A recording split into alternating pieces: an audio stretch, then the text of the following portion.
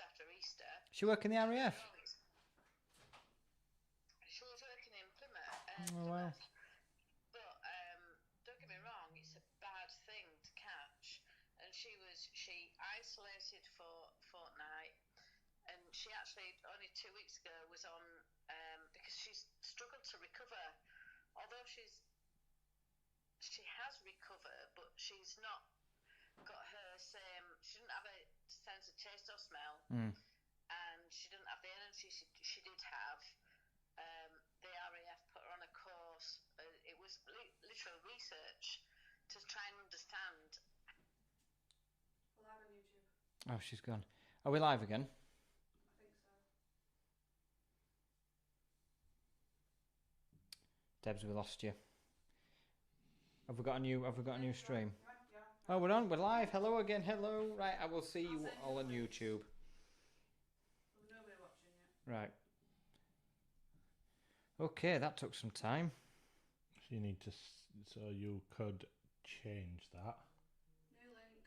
Right, we've got a new link. If you want to share it, then Jess. I don't have a laptop. Oh. Unless I can borrow I've Soph's. got it on your WhatsApp. Oh, I've just sent you it to Yeah. your WhatsApp. Yep. And then just put it on. So are we working? I think. I think we've Hello. It looks like we're working now. Good. So we just need to get people. You're on for me. So, I'm without a laptop. Sorry. You might have to just get. I'm going to say, Hi, Steve. are we back?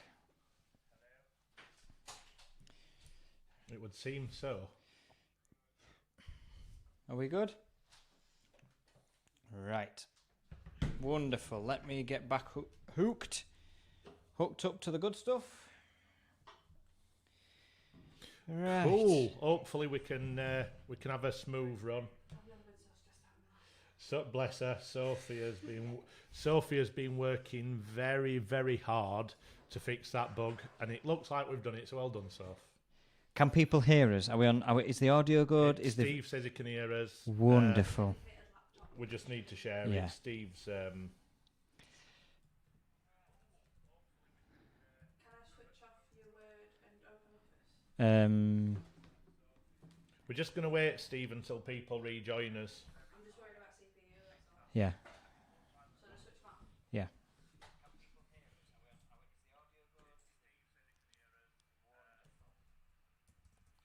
me to press save on everything? Door templates. Save changes. Just waiting for people now, Steve. Right. So.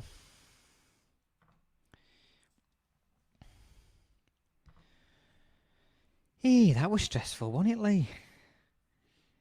Yeah, I feel sorry for Sophie because Hey? she's the one working hard on it. That was stressful. Easy for us. Hi, Callum. We're back. Are we back? How many have we got watching? Only 4 at the minute. Let's give that a minute or two. Yeah. Are you putting it on LinkedIn and the face space? I am. Have you tweeted it out and stuff? I haven't because I'm on somebody else's laptop. Oh, okay. You can get on though, because I've got some of your logins saved to me Chrome. All right. If you click the one at the bottom that's got my face on it. Yep. Am I on LinkedIn? Maybe.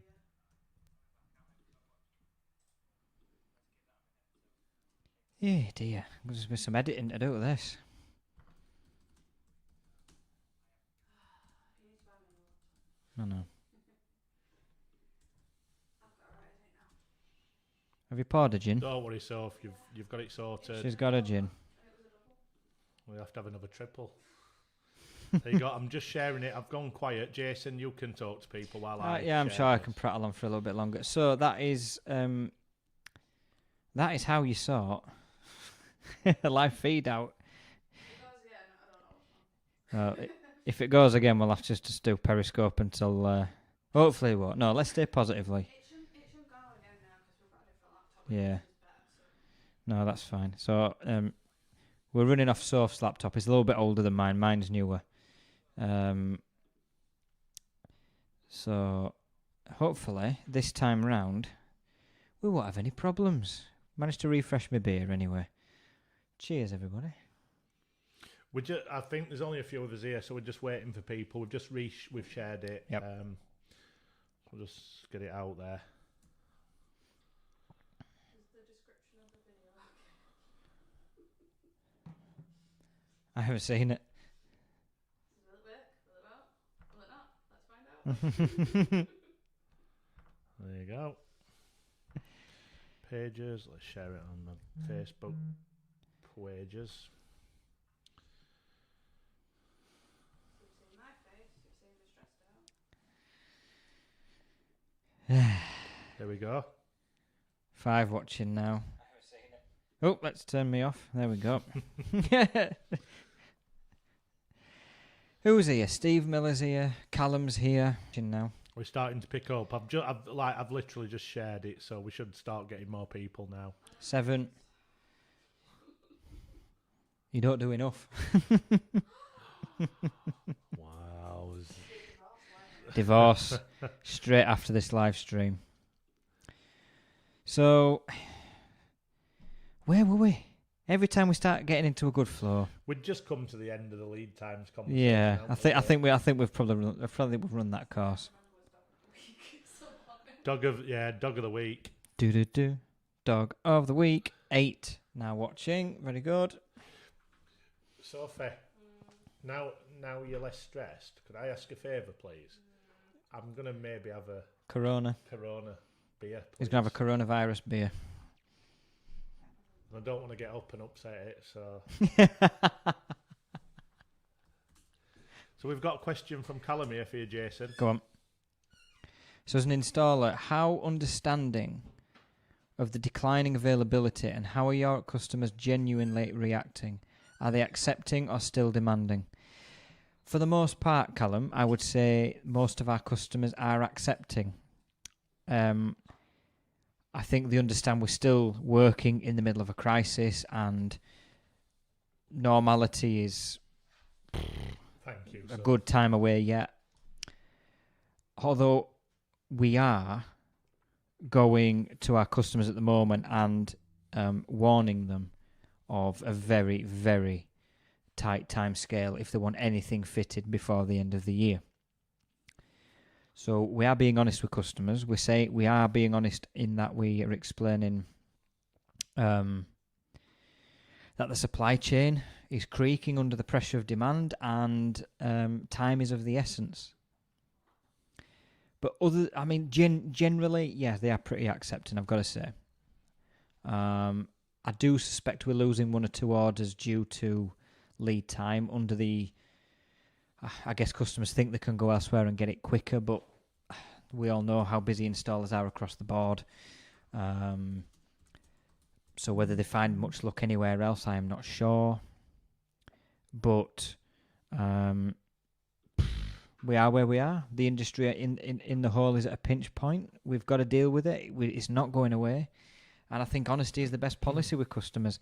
I think installers might be wise not to give any indication of accurate fitting times before just at the point of sale. I would leave it fairly vague and open because at this point, I mean, I heard we even ran out of white PVC from certain places last week. So everything's very uncertain. So I think honesty and I guess non-commitment to specific dates at this point is an installer's best friend right now. But we'll see. Maybe it will calm down in a month or so. I mean, I was reading a couple of reports in our industry yesterday that there are signs of Alan Burgess. Oh, Australia. Alan's watching cricket. Yes, good man. He's probably got us in the background, which is fine. But he's watching the cricket as well, 129 for 4. I still put Australia to win. There are signs, apparently, of sales levelling off. So maybe in a few weeks' time, fabricators are just going to be able to start breathing a little bit of a sigh of relief and maybe have 5 minutes to catch a breath. We'll see. But we're booking up to Christmas, so we're not slowing down. We're not slowing down. Well, I mean, you can look at it in 2 ways. if anybody at the beginning of April expected the industry to be this busy and worrying about supply shortages, you'd have been delighted, would you not? Well, you wouldn't. You wouldn't have even. I think even the most optimistic outlook wasn't this good. And Sorry, I've got hiccups. from drinking crap beer. You bought it. For you, under your request, That's even worse. you don't like what I drink. You don't like good beer. You like badly named beer. So, You could have bought me Grey Goose. Keith would have bought me Grey Goose. I bet Keith's not here. you hit targets for Fennex. I will buy you a magnum of, the big bottle. Oh, yeah. I will buy you one. Yeah. Get the super duper one that they've got in Lala's in town. The big litre size, or is it 2 litre size? Oh, it's like that. Oh, I'm not buying him that. Have you seen that? So, Lala's in Wakefield. Behind the bar, they've got a big grey goose bottle of alcohol. really? Wow. That would It's still there. that would be immense. I do like Grey Goose. Fradley, being honest from the outset is best policy and constantly adjusting lead times. Correct. Callum, in my experience, changing dates after giving when initially is not well received, despite it being out of everyone's control. I agree, and this is what I was saying about. I don't mean being vague on purpose. I mean just being open-ended and honest with the customer and saying, right now, I cannot give you an accurate installation date because of X, Y, and Z. And I think so long as we do that, I think homeowners are fairly understanding. I think if you start to lie and provide false promises and hope, and then let people down constantly, then you are going to encounter problems. Do you know that one of the things, and I'm sure, I mean, we've just had Debs on, and obviously that were brief, but one of the things I have been speaking to people about, and the bit that ridiculously busy, is the colour side. Yeah, so we were trying to move on to that, but Periscope, we moved away from Periscope. But I know I've spoken with Debs in the past, and she's insanely busy. I mean, she's talking about expansion and new lines going in, companies going to her too. I mean, because remember, not every colour exists in the foil world. So Colour Seal are going to be in very high demand to provide every other option you can't get in foil. Yeah. And she, we've talked in the past privately, and I know how busy she is. I think this is the busiest she's ever been. But Alan Burgess, a chance for installers to charge for specific dates or lower price if date Premium left open. date slots. Something Premium I've not date really- slots. That's not a not bad really thought idea. about that. That's quite not a good bad idea. idea. And before people start thinking that's profiteering, it's not. It's charging for the stress and pressure that puts on an installer to commit to that date. Because in these circumstances, if you are going to commit to a date, I don't think it's unreasonable under those particular circumstances for installers to maybe charge an admin fee for such a service. Possibly. Maybe something to look. That's a good idea, Alan. I hope installers are watching. Yes, Steve. Keith is on holiday from Mid Wales, I believe. Mid Wales. Fradley, it's too easy to say, yeah, we'll try our best, etc., and give false hope and expectation. Fradley will well know, as much of us will do, that lazy sellers do that. The yes men will just say yes to get the order and deal with the problems later because they need the money in now. Alan's paint plant has never been busier. I know a lot of companies who are saying the paint and the colour side is ridiculous.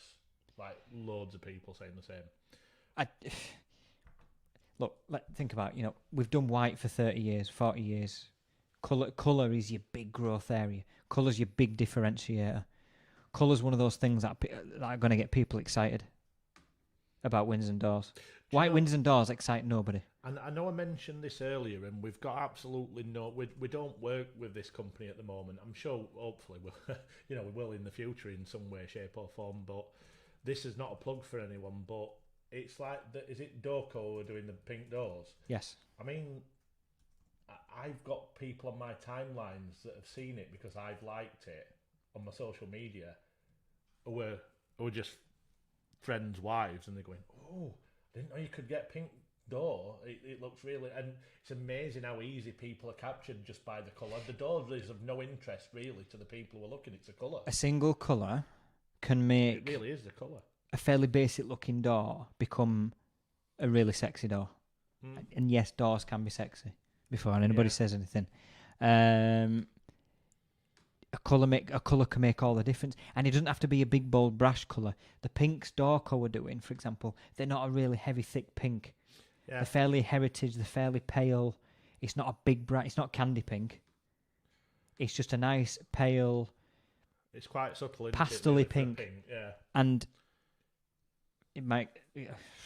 In the 14 years I've done it, I've found that the pastel-y, heritagey, sagey colours age better. And those doors on the right house will last the test of time. If you did a big candy pink door, it would look just horrific in the future. But Dorco, I think, have got the right balance there with that. Alan's keeping us up to date with cricket score, but Callum said we did a huge pink conservatory. Wow. Looked like something from Kids TV. That sounds horrific. Alan says Australia need 30 runs off 22 balls. They're 5 down. There we go. Right, so we're going to do... When are we doing... Are we doing Cat of the Week next week? Dog and Cat of the Week. Dog and Cat of the Week. Listen, I know this is a little bit silly, but send your pictures of any dogs or any cats that you've got, and if it gets picked, we'll make it Dog and Cat of the Week, and we'll do an audio description. There you go. Should we do funny accents and voices for them? No, we're going to give them a description. Just a description? Silly description, yeah. Right, okay. Fradley did a pink... Yes. We did a pink door 15 years ago for a hairdressers at the time. It was mad, but maybe they were just ahead of their time. Potentially. There you go, Fredders. You never know, do you, until it's happened. I once sold... I'd been in the job about 18 months. And we have a building in the centre of Wakefield called Narpo House. It's the National Association for Retired Police Officers. Right. And it's a very, very old building right in the centre of Wakefield. Easily a couple 100 years old. And they had this huge blue, massive wide timber door. Right. And they needed it replaced and it was decrepit. Callum, my name's Jeff. Is that 21 Jump Street? I can't. Yeah, it is, isn't it? Yeah. I know, I remember it from somewhere. We did this. This was the first door. This was the first sprayed painted door we'd ever sold. It was an offset pair of French doors with shiplap groove panel. And we did it this big bright blue to try and match the existing door that was there. And it's still blue now. It's still in good nick. 22 Jump Street, Callum says. And it's been fine ever since. But they wanted something with character. And if I'd have gone in there and tried to talk to them about a white door or a rosewood door or stuff people have always had, it wouldn't have worked. But we managed to go there. We did the offset pair of French doors worked quite well because they needed different access options. But I said to them, we can do the blue. They liked the blue. We can do the blue. And they've loved it ever since. Not had a single issue with it. And everybody sees it. It's roadside. You get through the centre of Wakefield. Everybody can see it when they're walking or driving past. And since then, colours just exploded. So there you go. There's no more wickets. Alan's not keeping us informed. The pink door was Colour Seal. Amazing company. Well, while we go. We're going to switch to another topic in a minute. But what's everybody drinking tonight? We've not asked yet. Ready for a non-sponsored plug? Brooklyn. 'Tis beer. You drink it. It's nice. I'm not allowed to do my music quiz, and we're shamelessly plugging. But I said it was non-sponsored, so I'm allowed. But you know what YouTube's like with sound. YouTube's funnier with copyrighted sound for some reason. Callum's drinking stout. YouTube need to be more friendlier with music. It's because they've got Bebo. Well, it's not necessarily YouTube. It's like Sony. Sony are terrible for getting rid of copyrighted music. Do you know what? I'm dying to tell a joke. And I can't because Ducky's not here. He'll be disappointed. I'm saving it for when Ducky comes back. Where is he? Shall we tweet him? Let's tweet him. Stout for Callum. Full Circle Pale Ale, Steve. Tell you what. Is that Steve Miller? Yes. We had a chat earlier on today about his craft beer. He has got a right stash at home. Well, talking about Steve. He's got a right stash. Just a quick one. Oh, yeah. We're dobbing him in for something. Well, no, I think it'd be interesting for Steve being on here. Has anyone had a look at the info about Uracell Home? I have. Uracell, and this, to be fair, I think is where the industry is going to go in general. The Uracell Home is Uracell's attempt to get out there in front of homeowners and increase their brand, but also generate work for their network. Yeah. And that's where I think it's going to go. Because installers are busy enough right now doing their own work, generating their own leads. And obviously fabricators are busy doing their own stuff. But if companies like Uracell can get out there, generate the business, generate their interest, create extra work that way, I think it's a good thing. Well, you know our thoughts on it. I mean, we're trying to drive installers in any way possible into the industry through everything we do. So we think it's the right way to go. But any initiative like that, I think, is a good idea.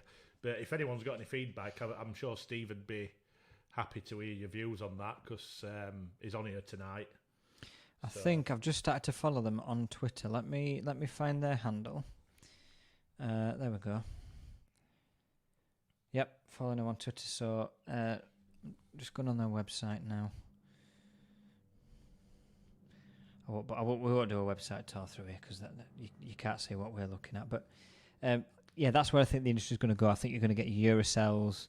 Solidor already doing it, for example. Go into the homeowner, generating the interest, generating the leads, and giving their network the work that way. I mean, it's a good idea. Look at the amount of business. Look at the amount of business Solidor has generated for themselves via creating the leads for their installers. Yeah, well, I think I was going to say Solidor kind of went that route, and it was very, very successful, wasn't Correct. it? Which is why they ended up where they were. It's been the blueprint that others have worked to. I think Solidor. I mean, it won't have been the first attempt at reaching homeowner level, but I think they were the first business to make a success of it. Yeah. And then that's provided the template for others to go at it. Although I think that Alan Burgess does similar sort of things as well. I mean, he's been at that for a long, long time. So he's got the Bygone network, and he used, he's done which we're part of. And yeah, you are, aren't you? But yep. I know he did a lot of work in the past as well on a couple of glazing sites to generate leads, which was quite successful for quite a while. Yeah, the reviews at doubleglazingcompanies.com. But the Bygone network for him, I think, is the most successful they've got. And like I say, we're a part of that. And we've only recently joined, and we completed the our first window installation of their Symphony range. And don't get me wrong, it's not the cheapest in the world, but there's a reason for it. Like, the quality is outstanding. I went to see it today, and it was... we restored, I think I showed you pictures, that really old Victorian house is about 200 years old, where we ripped out 70mm crappy casements with top openers nobody could reach, back to original detail, original sash with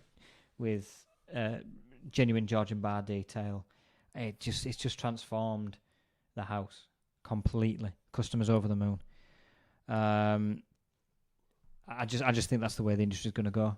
So installers can focus less a little bit on generating their own leads and doing their job, whilst their suppliers feed them the work. Well, it's an interesting. I mean, from a marketing perspective, me looking at it from a marketing view, without really being in that link too much, within the trade, we're promoting the wider trade.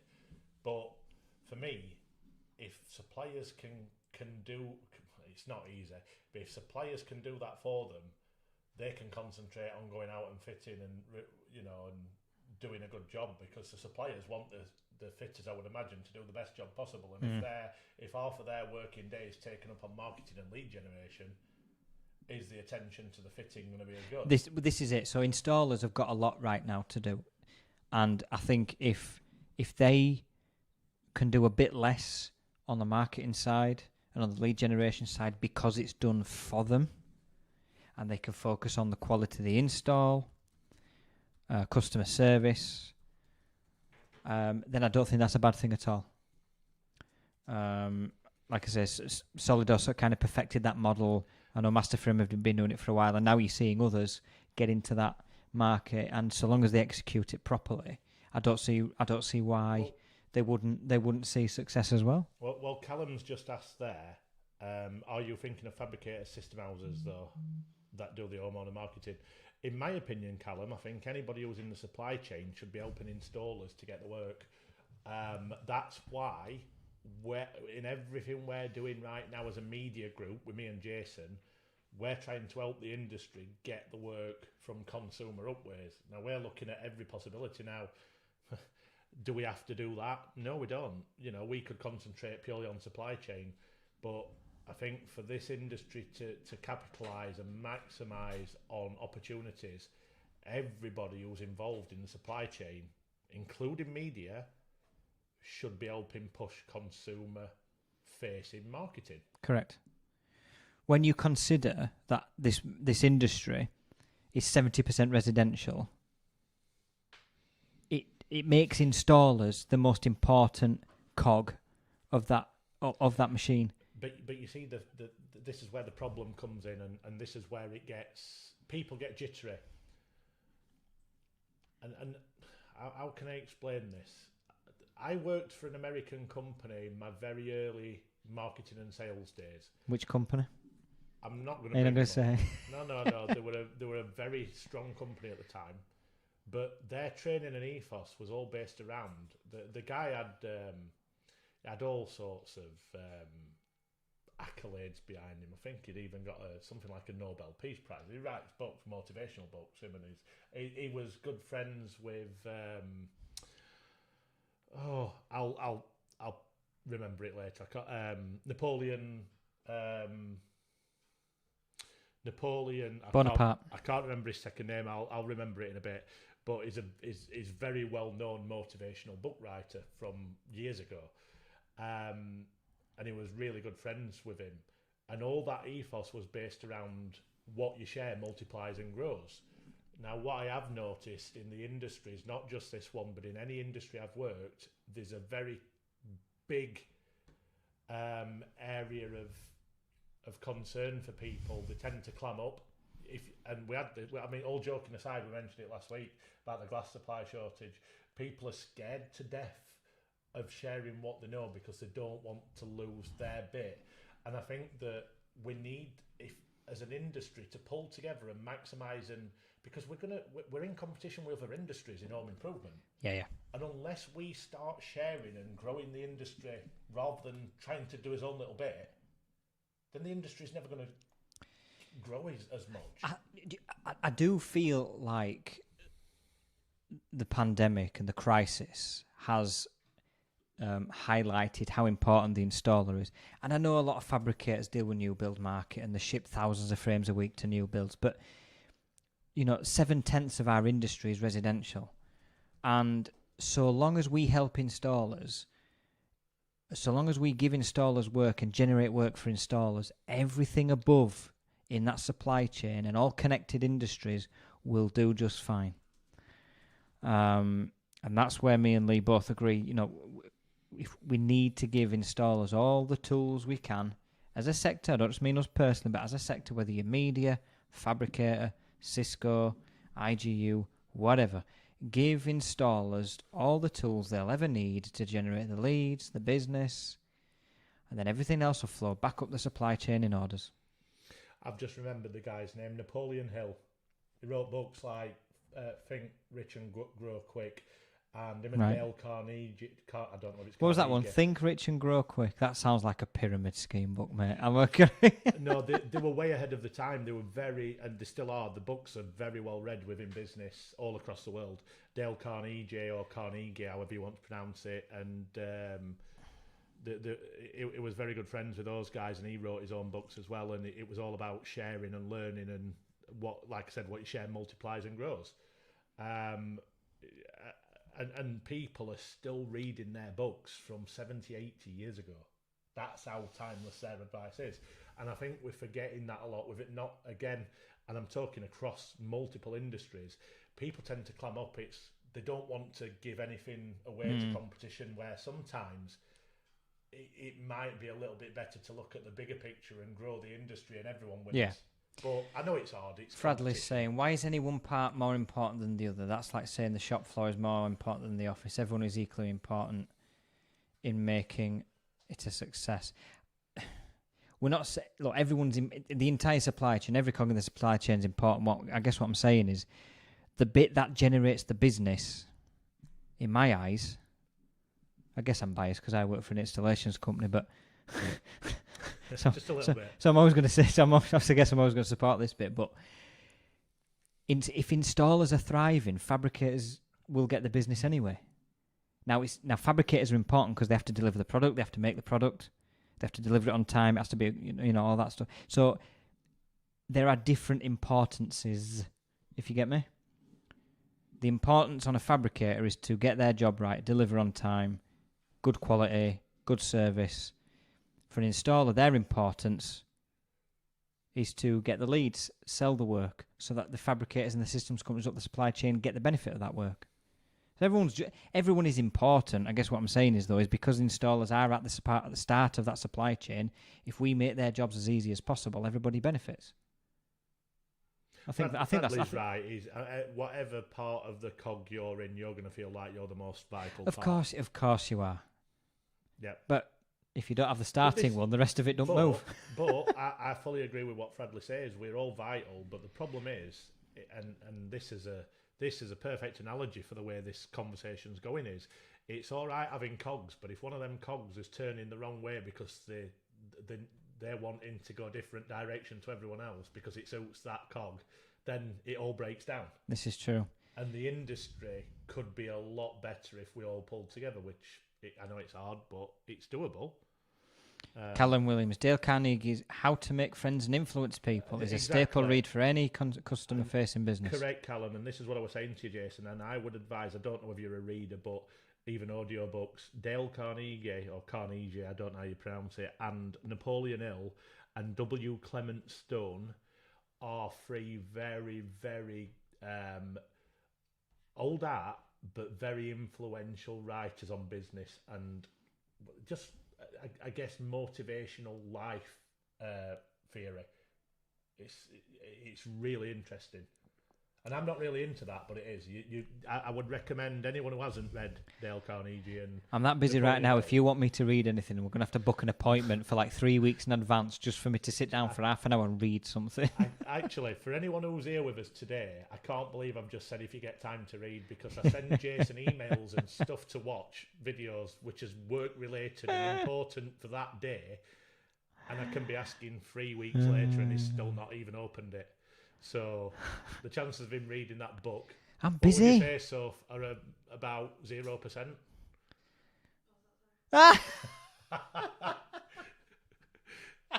Don't worry. That's okay. It's all right, our producer's hard at it, making sure everything's absolutely spot on. The green lights are on. That's all I'm looking at. Did you get your gin? Yeah, Very good. Cricket update for any cricket Have update. we won yet? No, so Australia need 15 from 7 balls. Come on, Alan, give us some good news. Audio book in the car. You see, I put my Spotify in the car and I put a daily mix on Spotify. It's usually metal. Well, Ours? Yeah, but it's paid out of the joint account. So well, what I will say, and I don't mind this, I'm going to plug it every single time. On my sponsored walk, which, by the way, anyone listening who can help me, I'm going to post, by the way, on social media on Monday. Please have a look at it. Throw him a few quid. I've had a post, Jason, from 2 girls that it's helping, twins, and I think they're twins, and one of them was born with cerebral palsy. And she needed, this is the one that we're talking about, I think, about the wheelchair. They've sent me a thank you message, and it's unbelievable. I'm going to post it, and it's unbelievable. Absolutely unbelievable. So that's That's the kind of nice. things it's helping. That's nice. So I'm going to post them on Monday. But How many miles have you anybody- got left to do? Oh, I need to calculate it up because I've been that busy this week. I've not calculated this week's. It's been a slower week, so I've been busy. But I'm guessing somewhere between 550 and 600 miles now, out of 960. I think you're still ahead of schedule then if you I'll keep be up to about it. On track. I'm about on track. Good man, well done. So, yes, anybody who can help, I'll post. In fact, Jason, can you post my? Oh, I bet you've not got the link, have you? Once we're done this, in fact, we'll schedule it for the weekend. We'll get it posted out. No, should we do it on Monday when people are back at work and watching things? Or should we do it over the weekend? Fadders, you've already donated, pal, and I appreciate it. Don't be donating again. I'll get plenty more. Don't worry. But thank you. But listen, anyone who can help, this charity is really struggling because of COVID and they can't do the fundraising, obviously, because it's all live events and reaching out locally. So anybody who can help me, walking 960 miles in 90 days is not the easiest, especially when you're my weight. So hopefully it'll be worthwhile. You're doing a cracking job. So, You're doing a cracking job. But you like your walking, though, don't you, as well? But the point being, when I'm on my walk, what I do now, I used to listen to music, or I didn't listen to anything, I just relaxed. But I've started listening to audiobooks and motivational podcasts. Ducky's here. Hey up, Ducky. As my... I've got three. One of them is The Success System That Never Fails.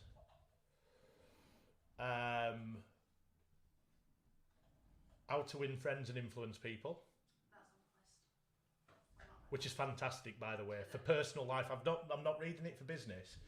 It's for personal. I want for my personal reasons, and I've been told for years to read it. And are you finding yourself with more friends these days?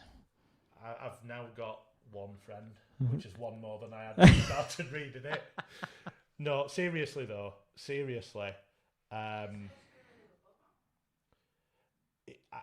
I can't tell you how much calmer it makes you feel when you start listening to the theory behind it, because they're explaining how your mind works. Mark Hickox is saying either you go closer to your mic or... There you go. There you go.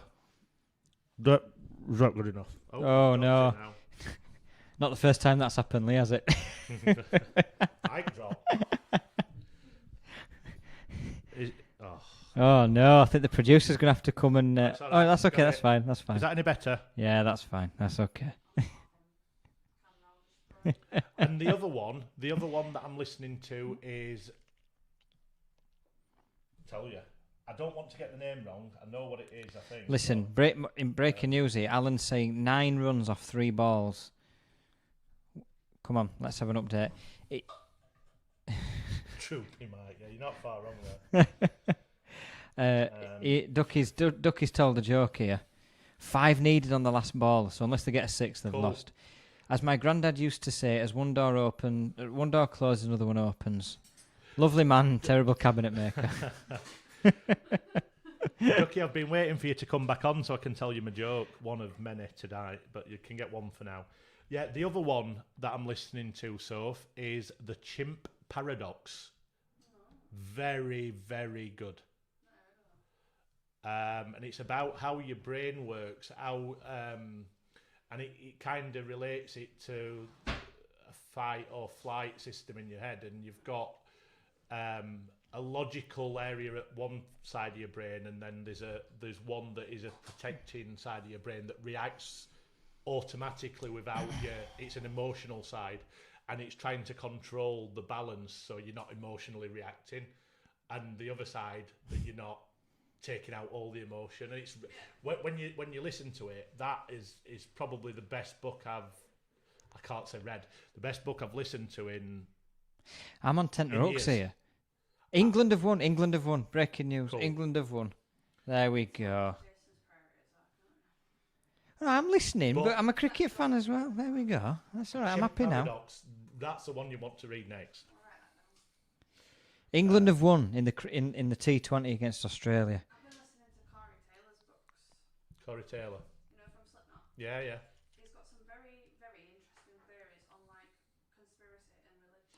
All right, yeah. Quite a few books about it, and one of them is about like paranormal, but actually the way he talks about it, it makes a bit of sense, and it's quite interesting to listen to. Like, I don't believe everything he says, like, but it makes a good argument for it. Yeah. And you like your conspiracies, don't you? So. Oh, Lee's like the best tin hat kind of person. No. Listen, I'm just open-minded. I don't believe. I just listen to every side of the story. Lee Flat Earth Clark. No, but Lee, sorry, I have heard from, and this is from a really, really close source.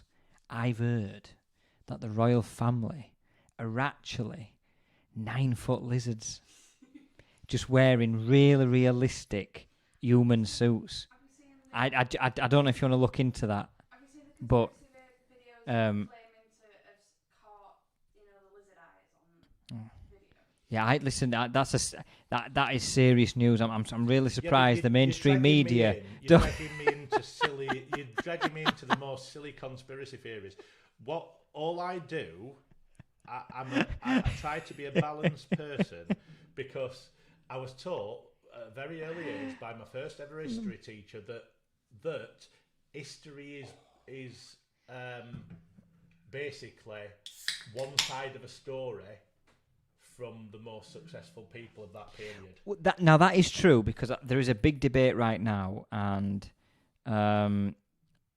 it's a heavy subject for a Friday night, so we won't go into it. But there is a big debate about British history, the history of the British Empire, what it was built on. Why isn't all of the history of that empire taught, for example? That in itself I agree with, because you're absolutely right. One side of that is taught.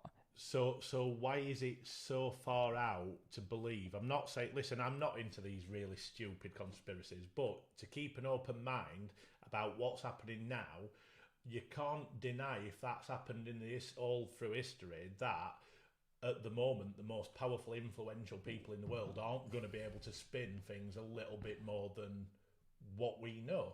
The media is huge. And everything they can push whatever side of everything is spun. Whatever it is, everything is spun. Exactly. I mean, look. My opinion is the crisis Correct, we're going Kev. through. Correct. Kev just said that. Yeah, history is written by the winners. I mean, my own personal opinion is this virus, this crisis, is actually worse than we're being told. For example, that I don't know, the death figures here. I think may be that they're bigger than we're able to report, or the case figures are bigger than but as individuals, we'll never for anything, whether it's this, whether it's the history of the British Empire. Mark Hickok, but will Gareth have a good time in Iceland? I don't get that. I don't get that. Callum Williams said. Alan Burgess and Who Moved My Cheese? Short but interesting book. I'm guessing that's not about cheese. It might be about cheese. I don't know. Someone just got really angry and wrote a book about it. Cheese could make you angry. You reckon? Especially the smelly cheese. It smells. It makes other people angry. Yeah, if you like the smell of cheese, it makes you really happy. Other people around you might not be happy about it. It'd make me angry because I don't like smelly cheese. If anyone is under the illusion... Oh, we're going to go down this route now, so let's go down it. If anyone is under the illusion that any empire wasn't... And now that's good. Callum's made a distinction here. Any empire wasn't built on barbaric behaviours, then self-research needs to be undertaken. I guess this... And Callum raises a good point. That I guess there's been a lot of talk about the British Empire and how that was built and the terrible things that allowed that to be built. But that is also true of every empire that's ever existed. Empires are empires for a reason. It's the exploitation of another group. Yeah, definitely. When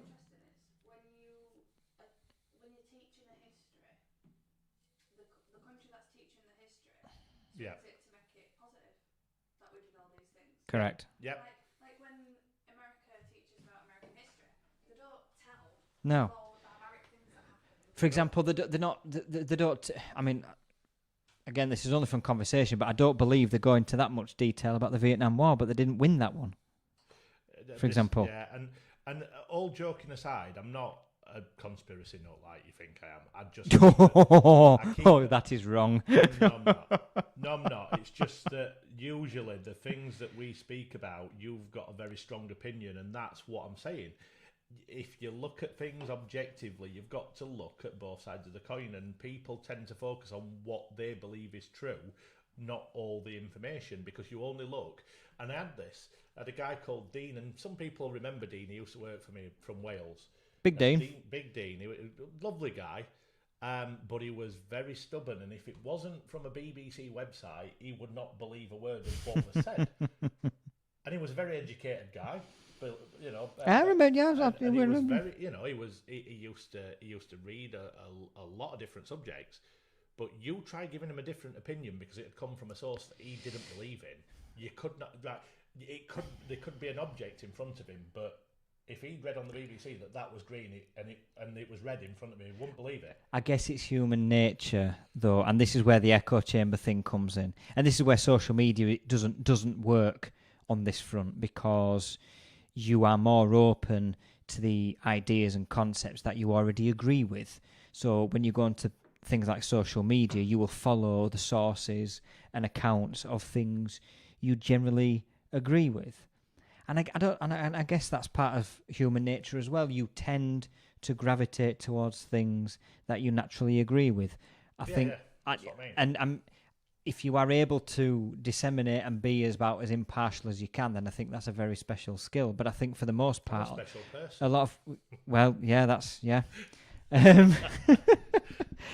But I think for the most part, most people, whether they do it consciously or unconsciously, and I think we all do it unconsciously to some degree, you gravitate towards the things that you agree with the most. Correct. And that naturally distorts then the conversation you're allowed to have, whether you mean it or not. Yeah, I agree with Whether that. you mean it or not. The Black Lives Matter argument in this country, like people think we don't have a race problem because they just gravitate towards positive stories, whereas actually there is a massive race problem in this country. We just are numb to it because we don't. Some people don't see it. Yeah, they don't see it. Yeah. See, I didn't think we had a problem in this country, but I don't see it happening. That's why. Nothing to say that we don't. You see, then again, I am fully behind the Black Lives Matter movement, but I know a lot of people there have a different opinion. But then again, am I looking at that and going, well, I agree with it, so I'm going to read the things that are positive about it, and maybe disregard the things that are not good about it? Who, you know, I'm sure that's a possibility. Kev's just lightening the mood here. Just replace the bed with a trampoline and Mrs. hit the roof. Hey. See, you get, and I don't get laughs. Here you go. You can have 2 in a row. Great. I'll bring some others later. Great. Are you bracing yourselves, everybody?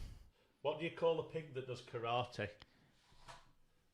A pork chop. Oh God, no! A pork chop. Oh dear. What do you call a fish without an eye? No idea. Fish. I think I've told that one at like the kids. Dear me. 2 quick jokes for you there.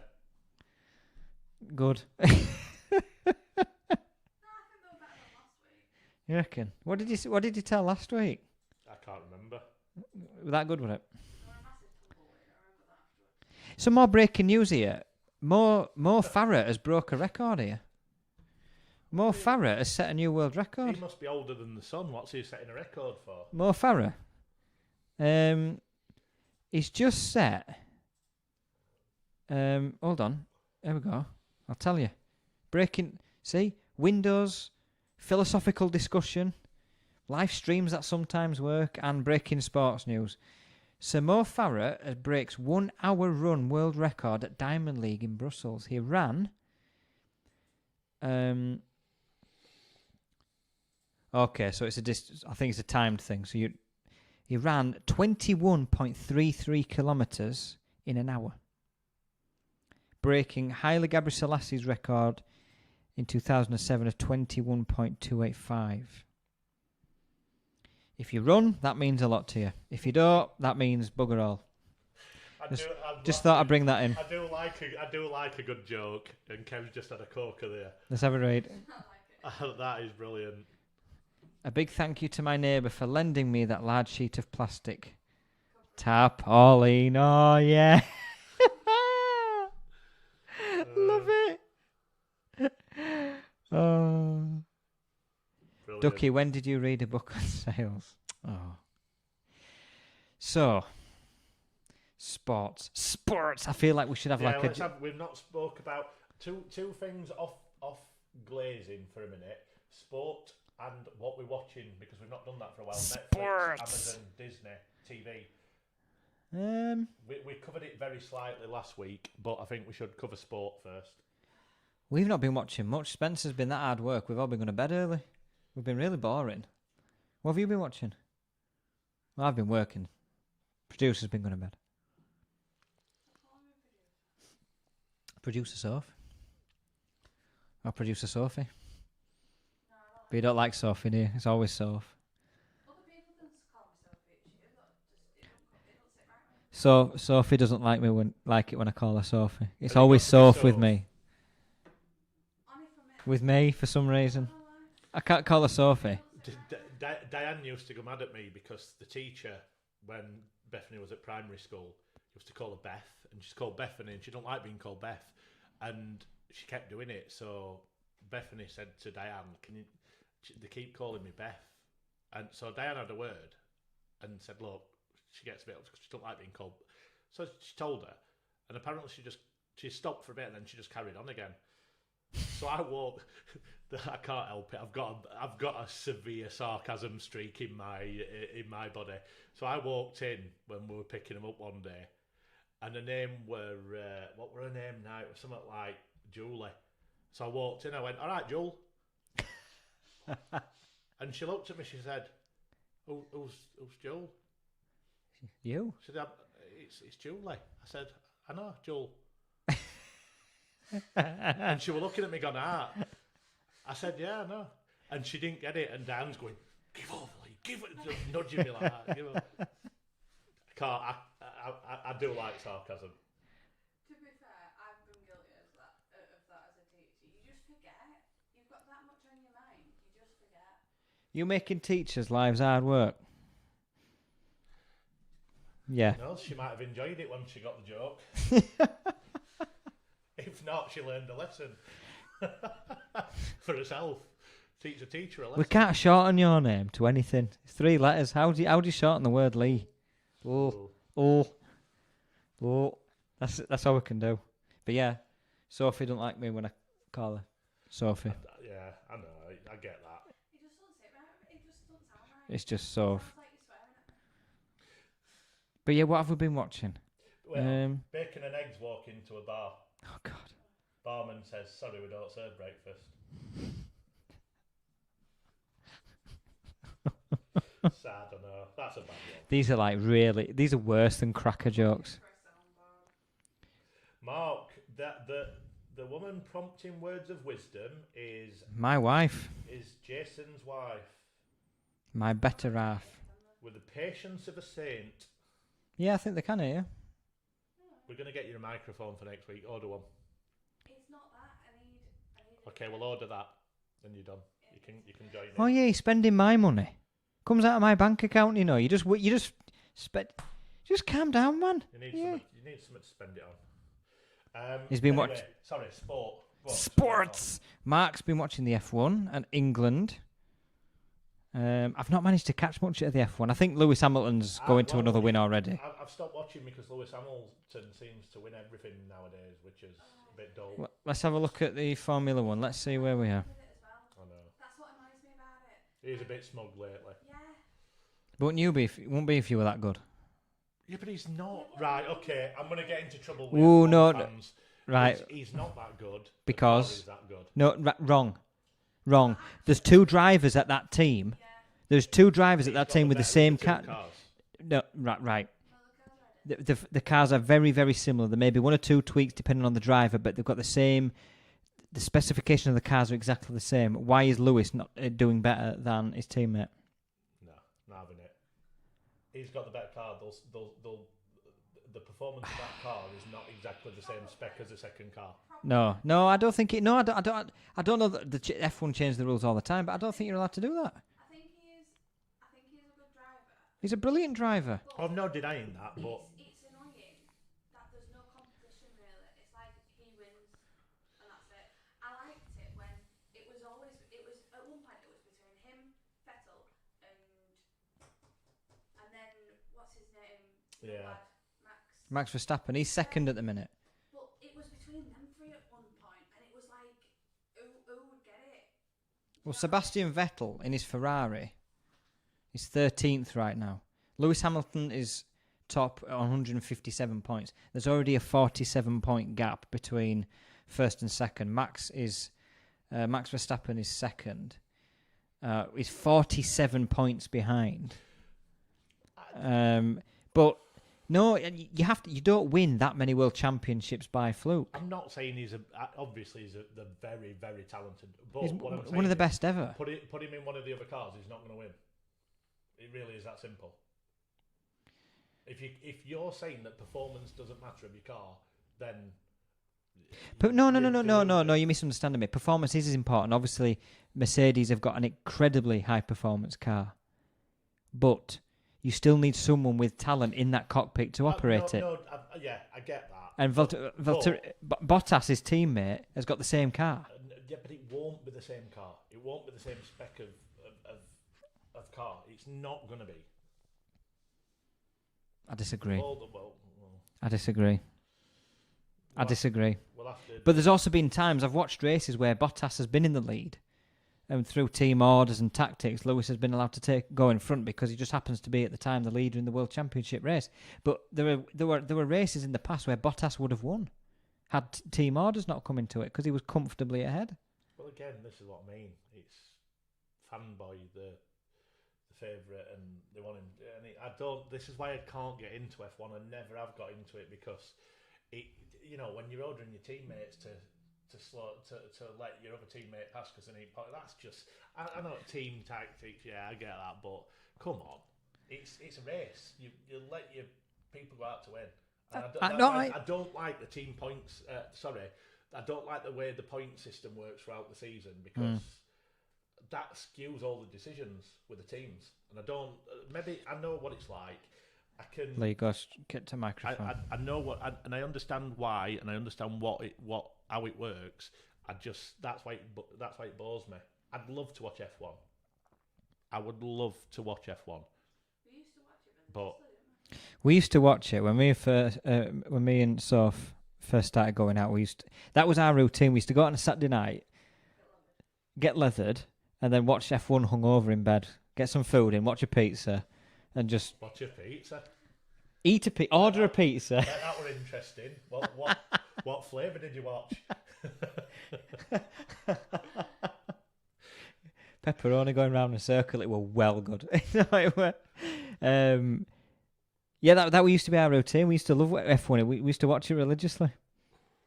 But do you know a sport? Alan, what other conspiracies do you believe in? The Lizard Royal family, Flat Earth, Lee Flat Earth Clark,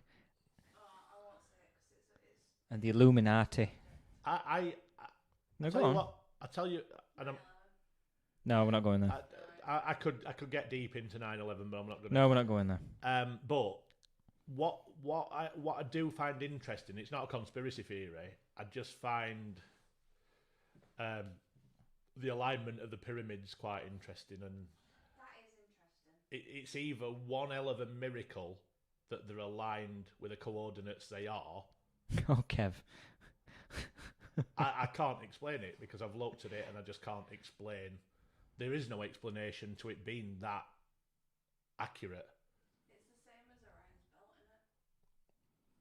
It lines up, which I understand that because if you are ancient Egyptian and you're looking at the stars, you might want to align it with something that you see and that you think is a holier spirit. Do you know what I mean? I understand that bit. The coordinates bit is a bit more like... It's too accurate, even if they was trying to do it for a reason. It's too accurate. You couldn't get it to that amount of accuracy. I don't think it is an evil conspiracy. I think it's actually a very underrated. Oh, no. Oh, don't. A very... Even I think it's a very underrated project. Anyway, Do we want to go down this route? anyway, No, why don't big cats play poker in the safari? Why? Because there's too many cheaters. Cheaters. There, I've heard that one before. Kevin reckons the window energy ratings is a conspiracy. We've covered that one in a Periscope, haven't we? I think Kev, we know Kev's. No, I'm unaware. I don't know what Kev thinks about window energy ratings. I think we should get him on and we'll interview him. You think? Yeah. Mark, I'm waiting for quad glazing to make my first mill. Cool. Oh, Lee'll fall over himself when quadruple glazing Cool. comes out. Can't wait. He's I can't wait for He's it. rubbing his hands already. Marky Cox is explaining to Lee that the cars are the same in F1. Let's call that a conspiracy theory that I do Ah. believe in. That they're not.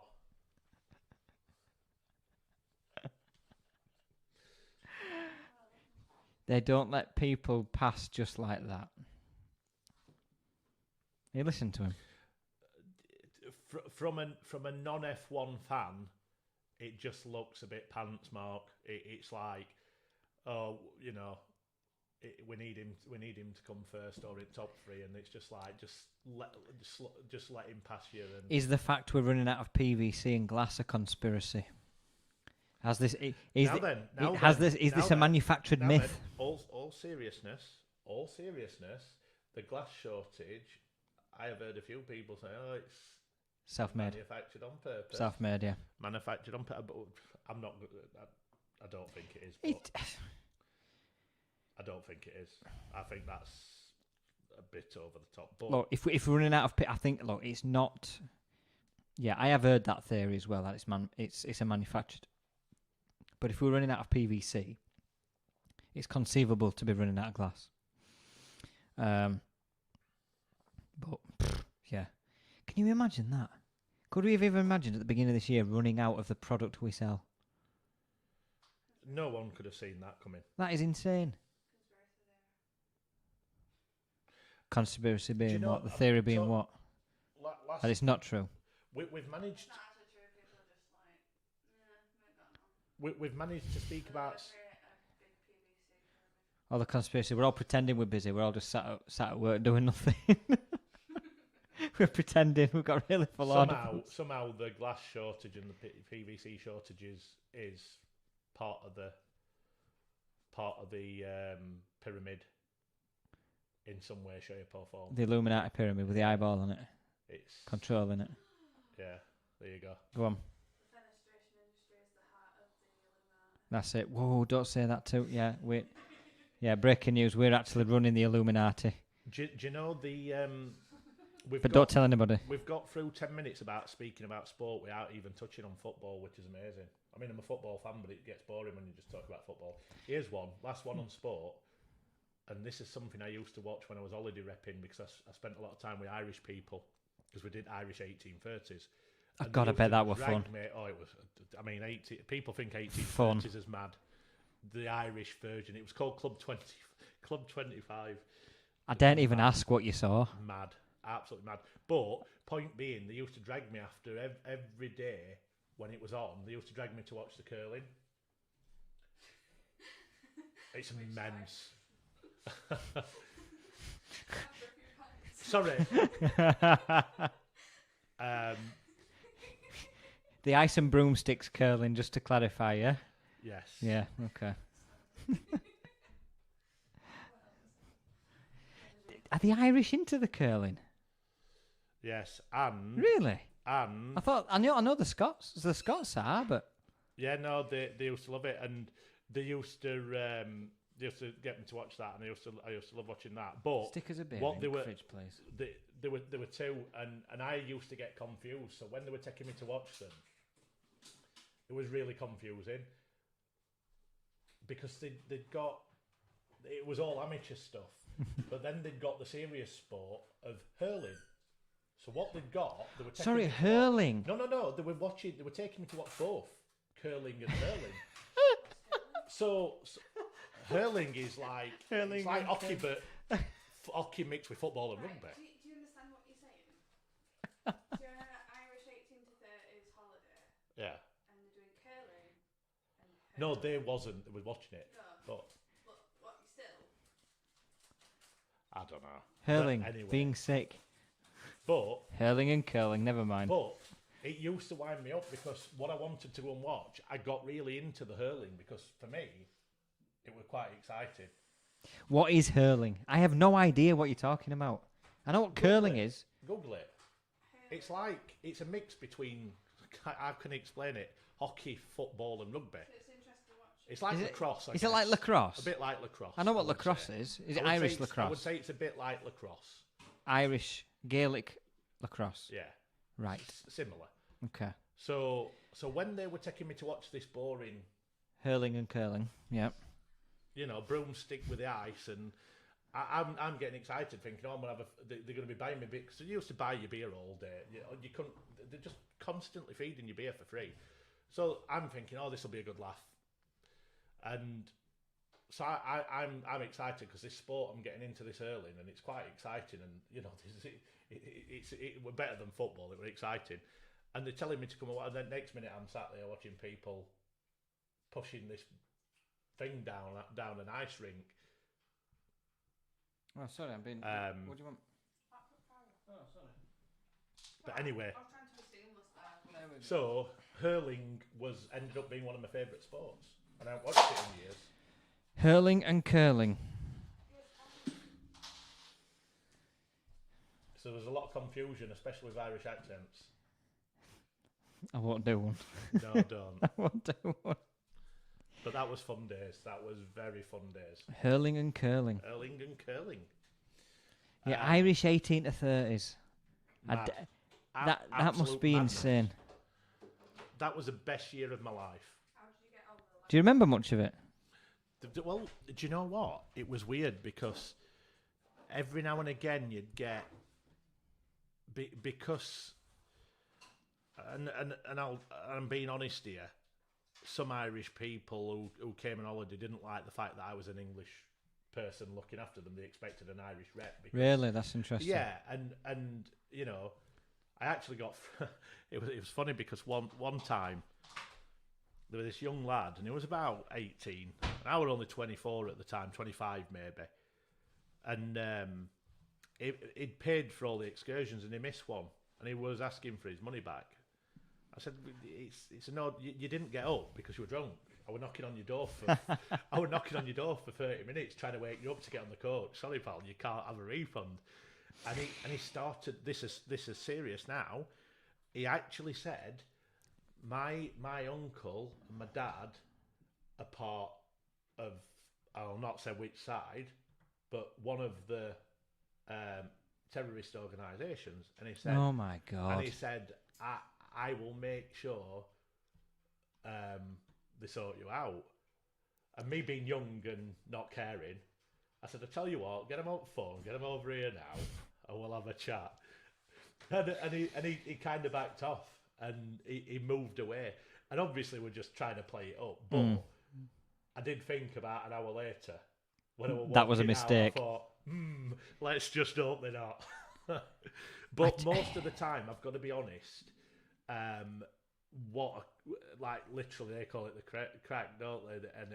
And it's the amount of fun I had with them, and they were the loveliest bunch of people. And there was not, like when you go on holiday, even at 1830s, there's always complaints. If they were any more laid back, they'd be on the floor. They'd be sleeping. It was immense. The best year of my life, and I met some really good friends. But I would love to have done that again. Producer, I know. I'm working on it. Oh, I'm back on. Hi. Love a bust. I'm on screen again. Can people hear us still? I think so, yeah. So, yeah. Wonder why it does that. I want to know why it shows my bleeding face every time I try and sort it out. Oh, there you go. You've just come up on our screen. I smiled this time. Look at the state of our kitchen. That is terrible. Are we back? Yes, I Looks think like so. it. That is only... What causes that then? I don't know, it just went. Didn't do it. Watched it go. Didn't do it last week. Anyway, we're back to normal. Do you know, I'm just going to put the link out on social media again, just to let people know we're still Last one, because we're getting close to Christmas. jabbering on. Last one. What did one snowman say to the other snowman? Can you smell carrots? Oh, dear me. That's your last one. I'll give up now. I'm just going to put a link on the Twitter. On the line. Get on the line. Netflix. That was the next topic. Netflix and Amazon. On the line. What do they call it? The internship. Is it the intern? With Owen Wilson and... Let me just Google it. Is it the intern?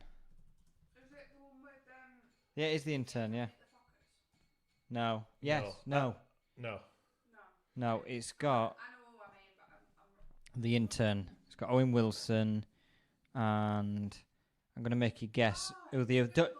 Yeah, don't say. I want Lee to try and guess who the crew... who he's thinking of. Oh, it was you who forgot last time, and I knew.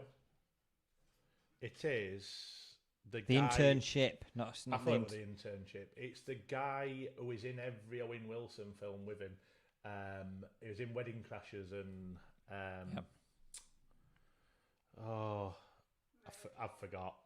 He's a very tall man. Do you want me to tell I you? know who he is. It's the black-haired guy. He's Begins he's with a old V. School.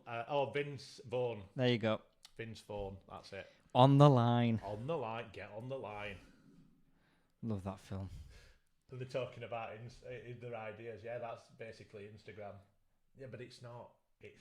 This does that. And so does Instagram. Yeah, but this is different. Brilliant.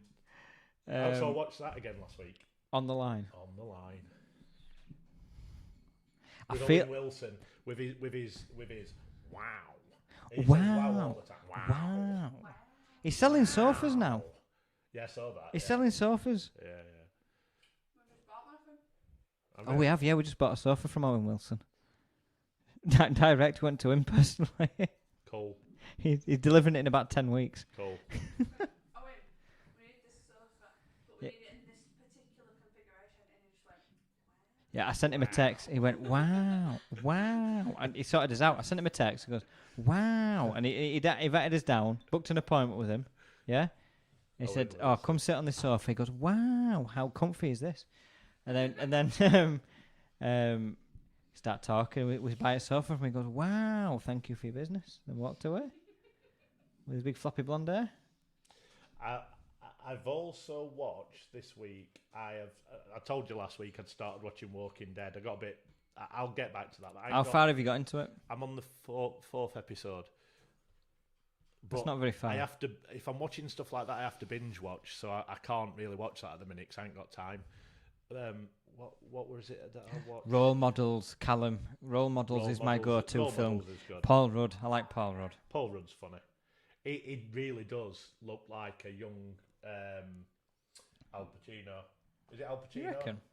Yeah, I know what you mean. Or, I know no, what you sorry, mean. De Niro, sorry. You Robert reckon? De Niro, yeah. Well, he does the impressions sometimes in the films. It really does look like him. Yeah. And Yeah. De Niro, that's in the intern. Yes. Yes, De Niro is in an intern as well. That's what I was trying to remember. Paul Rudd is Ant-Man, by the way. Yeah, I forgot about that. There's something about Paul Rudd. All right. Not like I need another girl here. Oh, someone's given us a thumbs down. As first thumbs down. Oh no. Thumbs down? Is it because it's on my face? No, it'd be one of us. How can we tell? I've just given another one and then taken it away. Someone's given it. Oh, we've got 2 thumbs down. Yeah, that were you. No, someone else has done it. Oh no, we're back down to 1. No, we've got 2. We've got 5 now. Thumbs down. 4. Don't give us a thumbs down, people. Yeah, don't do thumbs down because it just means that. Yeah, it might not be one of his best friends though watching. They might just be giving us thumbs down for the sake of it. I'm sure we've got a few people that are enviously watching on, Oh well. as they do, bitter. But, you know. My builder has said timber. Oh God, this doesn't sound good. This is going to affect us as well. Alan Burgess has said his builder has said timber is going up 10% every month for the next 5 months. Wow. Wow. As Owen Wilson would say. Wow. That doesn't sound good. No. Holy hell. That's 50%. Well, no, it's probably more. 10% of every increase is slightly more. That's insane. Well, that's not. Well, no, think about it. We know when prices are going up. His builder will know when timber's going up. Yeah. Well, I guess That's going to affect us as well. Fenestration uses a lot of timber. Well, Rubbish. what can you do? I'd like to know who's giving us the thumb down. Is there any way we can find that out, producer wife? Get a new. Kev says get a new builder who uses timber that's fallen off the back of a wagon. We're apparently still live on the old one. Well, we're obviously not. What's that saying? If you've got enemies, you're doing things right. Yes. There you go. We don't take it personally. We use it as motivation, don't we? Motivation and fuel. Wow. 10% a month for 5 months. That's depressing. Never mind. So, what else is going on in the world of Windows then? What about you guys who are on the stream? Who's got anything interesting to talk about? Have you got anything in the industry that you want to discuss? Because obviously we've talked about the potential shortages. We've talked about the lead times. Talked about sofas. Yeah, we've talked about sofas. How F1 is fixed. Do you want to talk about triple glazing, Lee, again? No, I'm not going into triple glazing. I've done that. What about BAMs, batches and BAPs? No. But we will come back to kind of, I think I want to do something a bit like that about regional dialects, I think. Oh, yeah. Talk about that. Because we've got, especially me, I've got a very strong accent. So, but we'll come back to that. We'll just keep on work for the next 10 minutes or so. All right. Okay. So what about sales leads? Okay, we've got a backlog of work as suppliers. We've got installers on here. How are you finding generating your pipeline? Have you still got a strong pipeline of leads? And also, how are you finding? Are you having to work hard to close, or is it just a case of people are buying because you're not having to put effort in? What's the crack there with installers? Do you know what I'm doing at minute? Make an effort. Do you know what I'm doing at minute? I'm literally turning up. That's all I have to do. Yeah. That is literally all I have to do. That's interesting. It's Alan's got auto translate on his head. Funny you should say that. We've got same for you, Alan, as well. Funny you should say that, Alan, because when we get to Fenix, we've got a translation system that we need to talk about. When we show people, that's the only plug you're going to get today. But yes.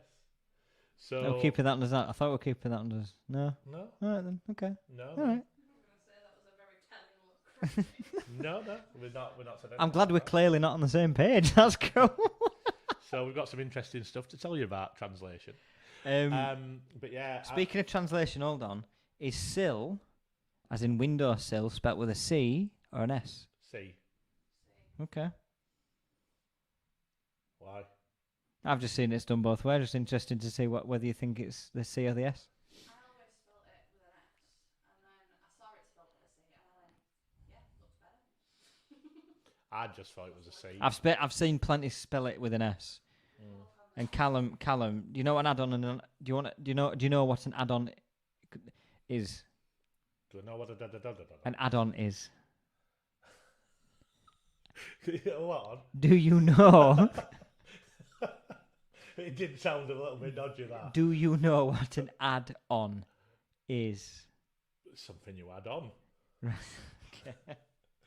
So Alan Burgess C, Like a Kevin t-shirt. C. Yeah. Now I am speaking Barnsley. I am speaking Barnsley The language. correct way to spell windowsill, according to the Oxford Dictionary, is S-I-L-L. Ooh, now then, after Alan, Kevin, and Callum have both all said that windowsill, as in, should be spelt with a C. C-I-L-L is a historical variant of the Okay, breaking historical fenestration news. So the current spelling of sill is with an S. And it's not a separate word. If you say windowsill, it is all one word. And that's according to the Oxford English Dictionary. Yeah. What do they know? What do they Ha! Yes, Callum, you're right. That's exactly. Windowsill is one word and with an S, Interesting. which means for 14 years my quotes have been wrong. And every post I've ever written has been wrong. Well, You learn something new every day, don't you? hell's teeth. So C is what, a modern variation or an old variation? And S is the current one, according to Oxford. Samantha is here. Hello, Samantha. Hi, Sam. Sorry, so what was that? So C is the old version. C is a historical variant So C, sill with a C is a historical variant. of the word windowsill. And windowsill is one word, apparently, according to the Oxford English Dictionary, and spelt with an S. I think that's blown your mind, hasn't it? Lee could not care less. Well, everyone spells sill. Well, no, not everyone, but most people on the industry spell sill with a C. 3 people agreed with you that it was a C. Amazing, Alan. I've heard that one before. Listen, guys, while before we carry on with this, and I think this is important, anybody who hasn't hit subscribe on this YouTube channel, Do it now. please Now. subscribe now, because then you'll get notifications next time we do one. So if you're not, The notification bell. yes, and the notification bell. So subscribe and hit the notification bell, and you'll not have to keep missing the links. So please make sure you do that before you leave now, if you can. Sam So you forgot we don't were on. forget. Oh, Sam. That is outrageous. If you subscribe and hit the notification bell, as soon as we go live, it will tell you on your phone. There you go. Perfect. Outrageous. She forgot we were on. Perfect. She's banned from Fennex. She's not allowed to come. Guys, we're not seeing subscribes go up. Do it. Do it now. Do it now. Do it now. Do it now. Oh, no. We have to get to the chopper. Oh my goodness. Get to the chopper. Please stop. That's it now. So Callum shows how archaic we are. Now, is archaic spelt with a C or an S?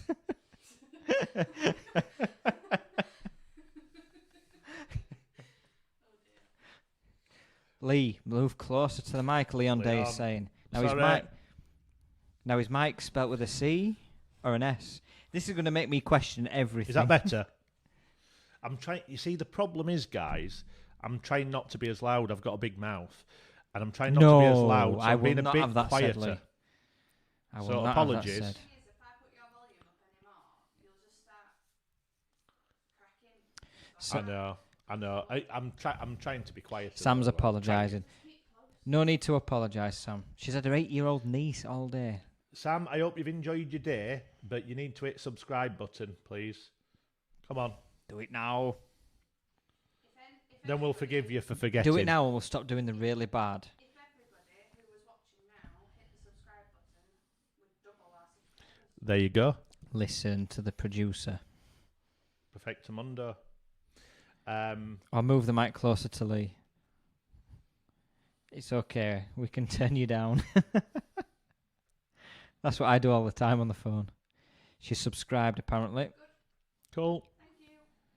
Leon Day, better talk about triple now. Don't start him off, Leon. Don't start him off. Look at his face. He wants to, Look at him. He wants to start talking about triple. How the industry's missed the biggest marketing opportunity since what? Double? Look at him. Yes. We've got 29 subscribers. Yay! Well Thank done, you very guys. much. Well done. No, I'm not going to go into that. No, that's not. But What did we pin in? We said we were going to talk about something in 10 minutes. regional dialects. Regional dialects. Words that are different, and obviously accents, but words that are different in different regions. So even in Yorkshire, from areas in Yorkshire, words have a different. It's like a gennel or a ginnel or a ginnel. Gennel? Gennel, ginnel. I've heard of a ginnel, but not a gennel. Gennel, I used to call it in Sheffield. It's a gennel. Really? Gennel in Sheffield. I've never heard it described that. Marky Cox is giving Leon a rundown of what we've talked about. We're on to quad glazing. Wood is in short supply. Timber's about to rocket up in price. We've basically got no materials at all. We've run out of PVC, glass, timber. We're going to have to make windows out of blue tack and cling film at this rate. I'm pouring myself I'm being quite good today. I'm having well, I'm not good. It's full of sugar. But Pepsi Max, isn't it? all right, yeah, it's no sugar. That's all right. Happy days. This is a non-sponsored drink pour, dear YouTube. Before you take us down, my home city is Bradford. Jitty. See, this is what I mean, Callum. See, Callum's in a different. Up the Jitty. I would say Callum's classed as Yorkshire. Jitty. See, this is what I mean. Snicket. See, Leon Barnsley. Snicket, I get. Snicket and Ginnels. I'm all on board with. But in Bradford, we had a Ginnel, where I came from. But the accent. Yeah, what's the difference between a Snicket and a Ginnel? I don't believe in Snickets or Ginnels. I only believe in Gennels. That's a conspiracy theory. Gennel. It's a Sheffield word for. Yeah. It's a conspiracy. It was called a Gennel, and everyone else is. Ginnel and Gennel come from, because they're similar words, but But I mean the accent thing. Do I have any Bradford left in me? I mean I've lived in Wakefield since I was 11. But my Bradford comes out when we used to go to football. I think. Kev, up the back passage. Go on, Kev. Kev's in for a good night. No, but Jason's got an American accent. He looks and sounds like Donald Trump. it's absolutely tremendous. Tremendous. It is a poor impression, that. I can't do impressions. I can do accents. I'm not going to do them on here. But I tell can do you what, accents. one day I'm going to try and get one of my friends on who I've not seen in a while. He used to do ringtones. He used to professionally record ringtones for companies to sell of impressions of Like Phone Jacker. He did everything. Boise were the best one from Only Fools and Boise. Horses. Oh my god! I can't. I'll have to tell you. I'll tell you a story about him doing an impression in a taxi when we were coming home from a late night out in Sheffield. I can't. It's not for on this podcast. But when we have the drinks get together from the Periscope drinks night that we're going to organise, I'll tell that story to the people who want to hear it. Brilliant. The man is a genius, but he hasn't got time to do it anymore. But he used to record them for all the top, sellers of ringtones. And he went on radio quite a few times on BBC. No. Yeah, he's really clever at impressions. Could do anything. No. But no, I'll try and get him to make an appearance on. That would be cool. We need to figure out how we can patch people into these videos. I think for Yeah. guest appearances, we need to figure that one out. Do you know what we might be able to do eventually? When maybe next, I'm looking way into the future, but what we could do when COVID finishes is invite people, book an hotel and invite guests, and maybe do it on garden. Yeah, so people haven't really seen the garden, but that actually will set up as a really good outdoor studio. We've got a big flat patio area. We can get a gazebo if we want some lighting. No, it would if we set it up properly. But yeah, we could do that. Even if we did it in here. But what I'm saying is, if we can, if there'd be plenty of hotels near here, and what we could do is invite guests up and have a. Well, Samantha wanted to come, didn't we? I mean, Leon. Last time we did this, Leon Day. Oh, little. Just a disclaimer there. Can I have a... We're not paying for the hotel and all the drinks and the expenses, by the way. No, God, no. But you're more than welcome. Yeah, you're more than welcome to come and be a guest At your expense.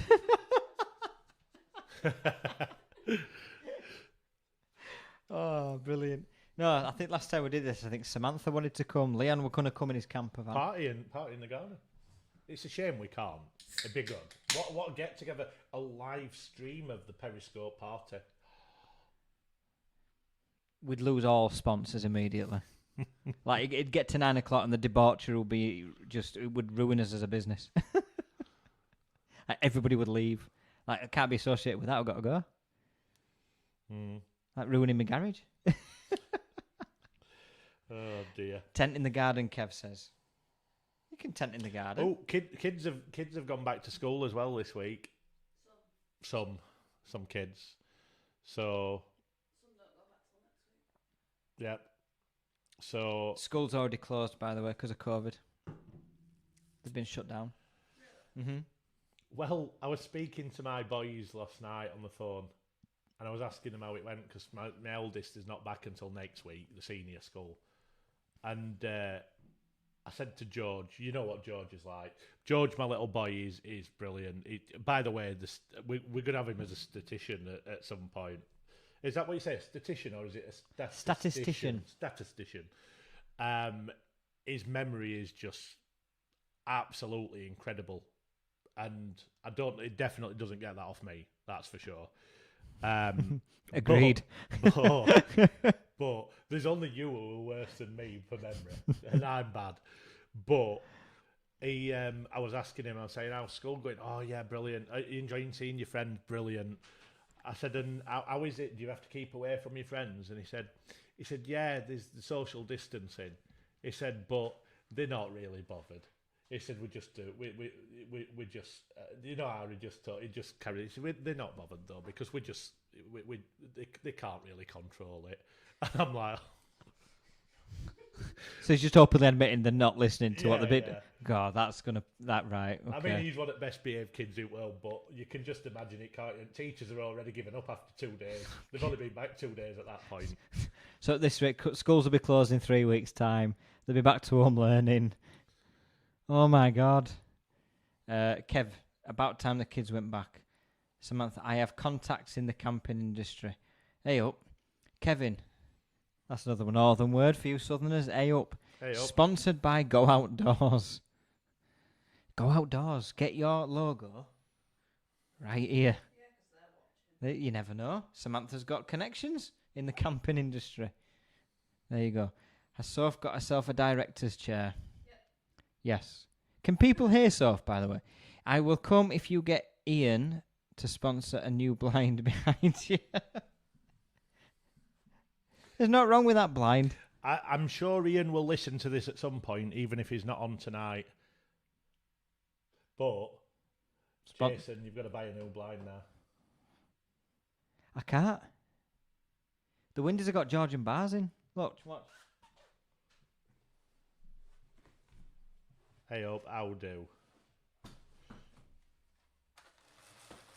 Can't do it.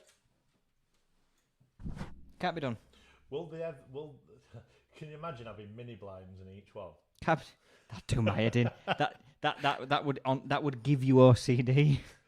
That would give all the tiny little pull cords in every section. It would freak you out, wouldn't it? If you had mini blinds coming down, it'd be like a kaleidoscope effect as if they were all coming down at different times. You can't do it. Yeah. The Georgian bars, Lee, have dummy spacer bars in between, so you can't do it. However, Alan, those handles aren't level. Yeah, well, Alan, don't get me started on these windows because there's a lot about these windows that I'm not happy with. But there we go. We won't go into that. The builders have been sent a strongly worded email about my opinion about the things that have been installed here. I told you. A strongly worded email. Very English of you.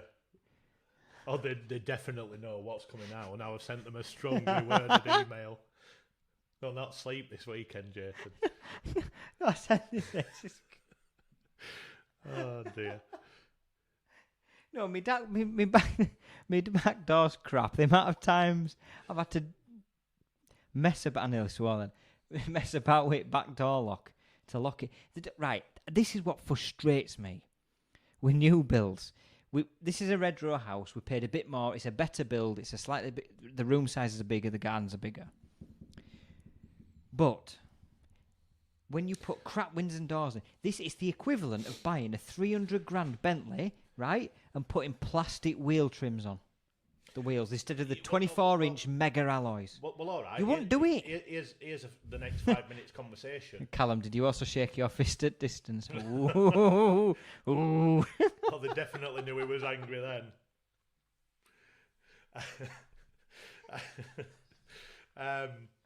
This is a... Got like a ghost now.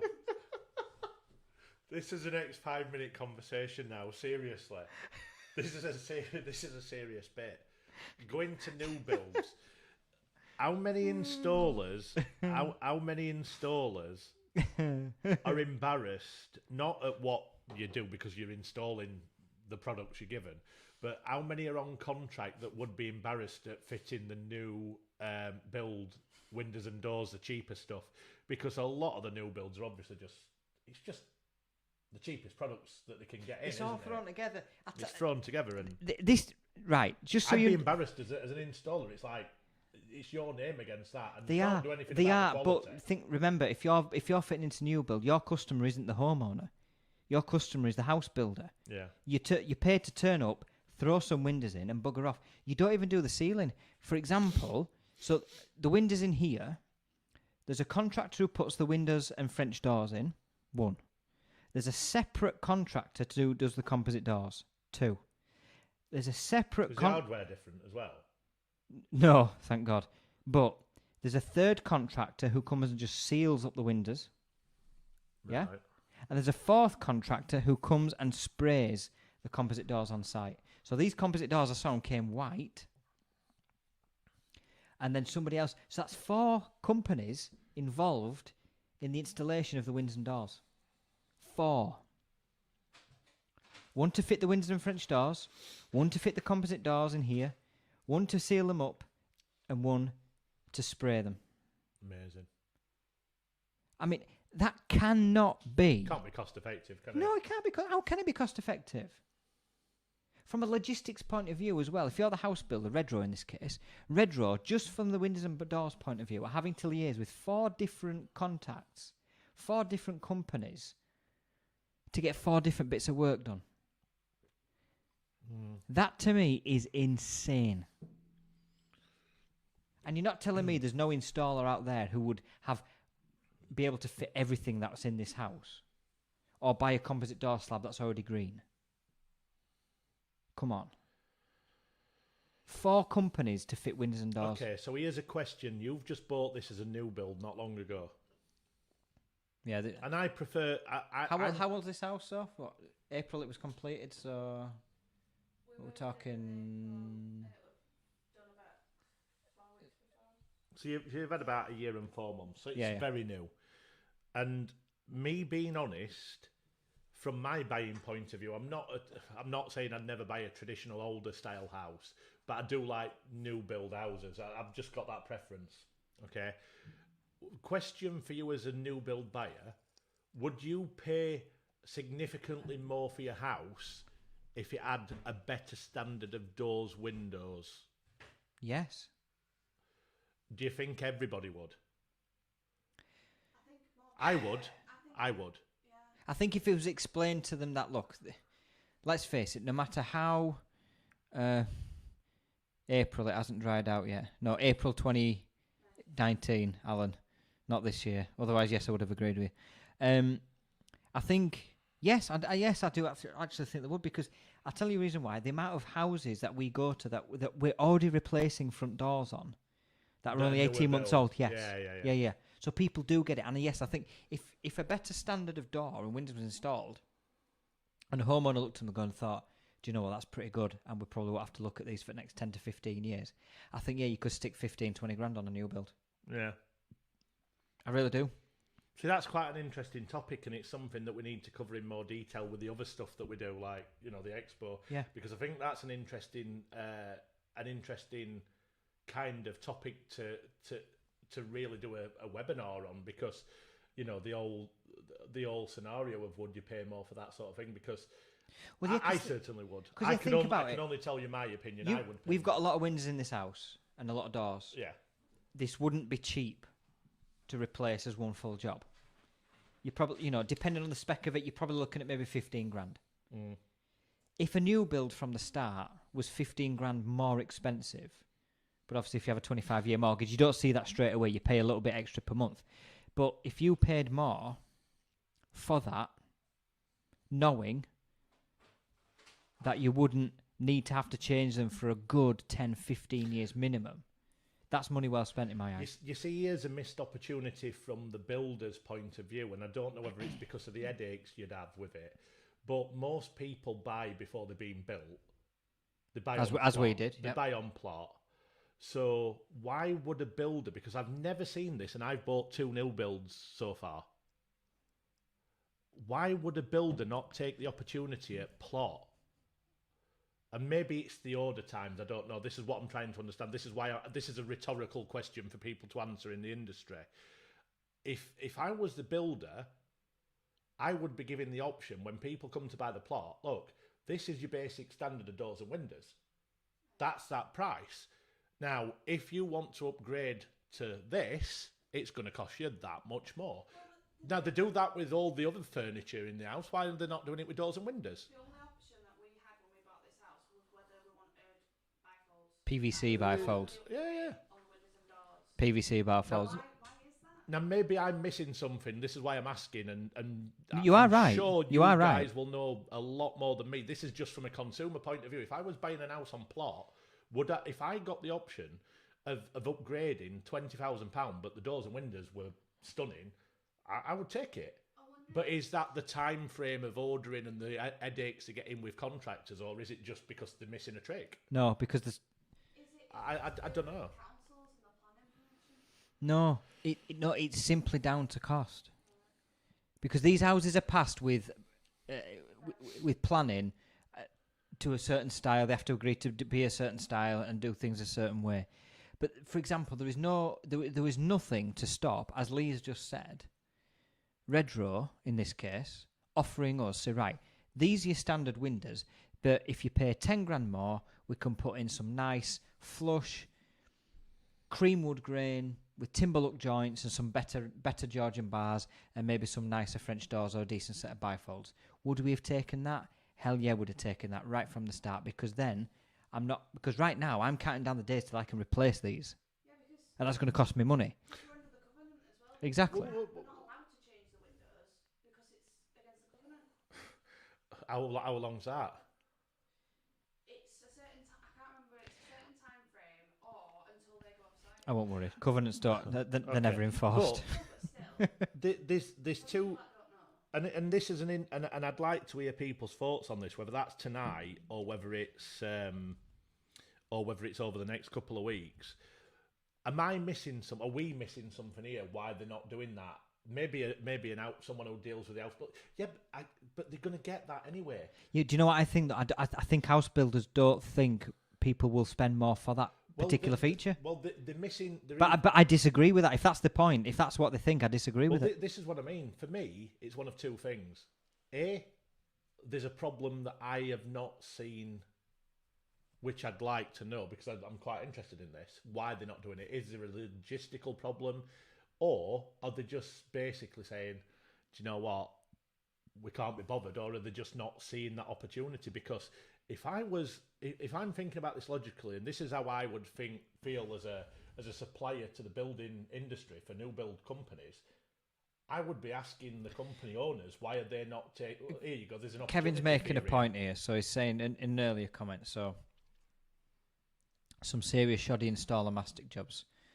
It's not surprising they use a specialist. And then he goes on to say, the quality of the product is often compromised by the quality of the fitting. Agreed. You can have the best window and door in the world, but if it's thrown in of poorly fitted, it's irrelevant. But you could say that of any product you buy and you fit out in your house. You could Correct. say the same for a nice new kitchen that you're paying for. Correct. Carpets, Now, the problems we've had, items, but the issues we've had with the windows and doors here are not necessarily down to a fitting issue. For example, most of our window handles are crap. I'm just going around replacing them with the ones we use, which are better. But that's not a fitting issue. That's just down to the product. Same with the door handles on the French doors. They're not very good. But again, that's not a fitting issue. That's a product issue. And I think normal everyday people would understand the difference between a good quality handle and a crap one. It's not necessarily the window itself. Well, as Mark it's saying, it's not like you can't show products side by side anymore. well, think about it. When we picked this house, we went in and we got the floor samples. They had samples of the floor and the cabinets and the doors for the kitchen units and so on.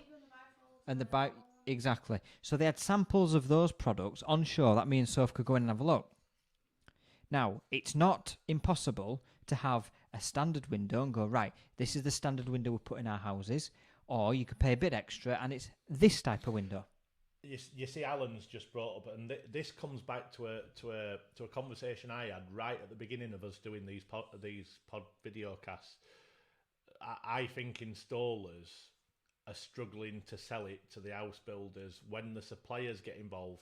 And again, I'm going to come back to installers are generally tradespeople. They've not got expertise in marketing and sales. Now, if you can point out, and this is a difference of quality between your good marketing and sales people, it's not trying to sell on price. It's not even trying to sell fully on quality. It's about making sure you're selling the features and benefits to the product that you think is relevant to that house builder. You know, this is going to make this much of a difference. Yes, you can but the upsell they're not going to pay for anyway. So it's just getting the points across, saying this is a value. It's a fair point. This, you can put another 10% on your price. It's a fair point because if you look, these houses, these are built to look a bit more traditional. These don't look typical new builds. These are new builds designed to look a bit more traditional. So, as following from what you've just said, there is a route here to have put flush windows in because it looks more traditional. Yep. And I firmly believe that if me and Soph were given a choice, I think you'd have picked. Of course we'd have picked.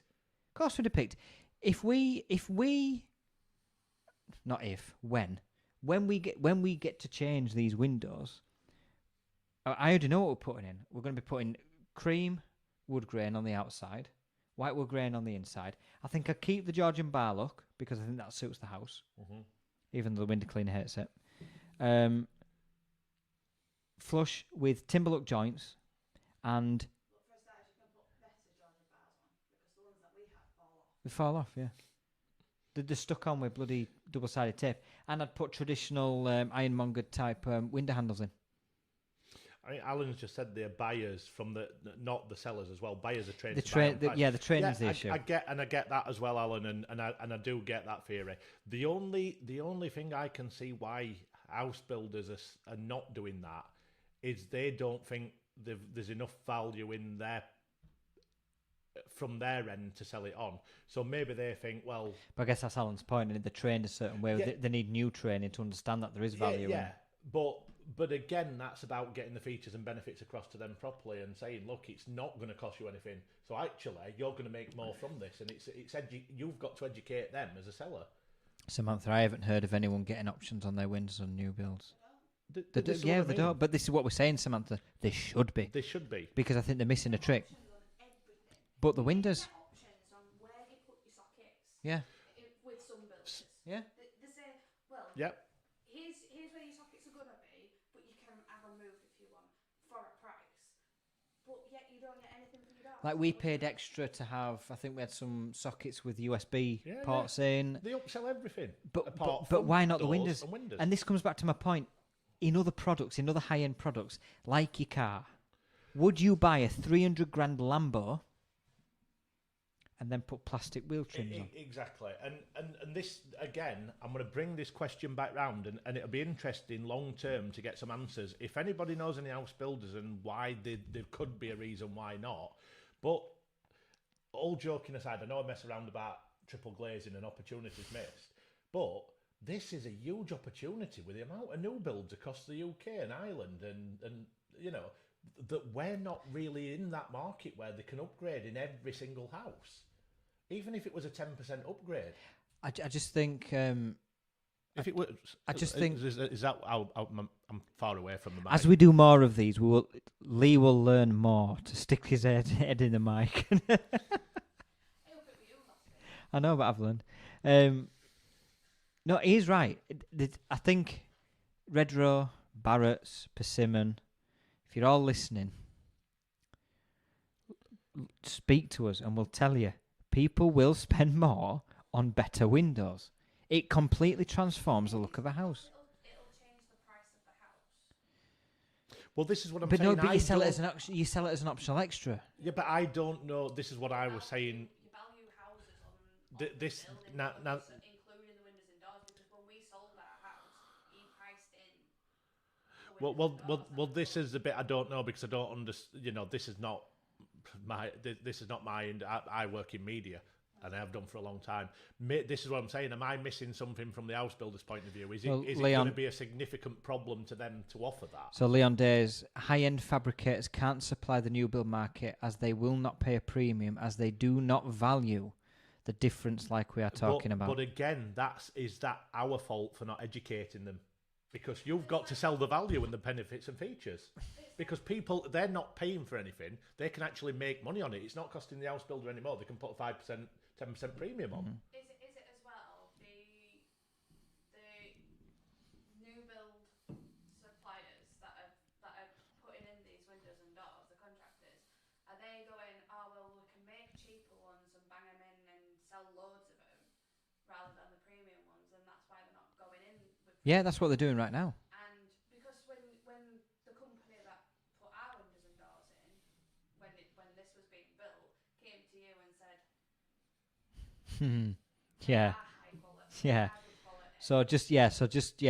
Right. So a little while ago, I wrote a post about what we're talking about now, about how unhappy basically I was about the windows that were put in, and I never mentioned the company and I never mentioned the product, but it got found out, and I got an email back from the company who put these in, who said, I can assure you that the windows and doors... They did that to the wrong person.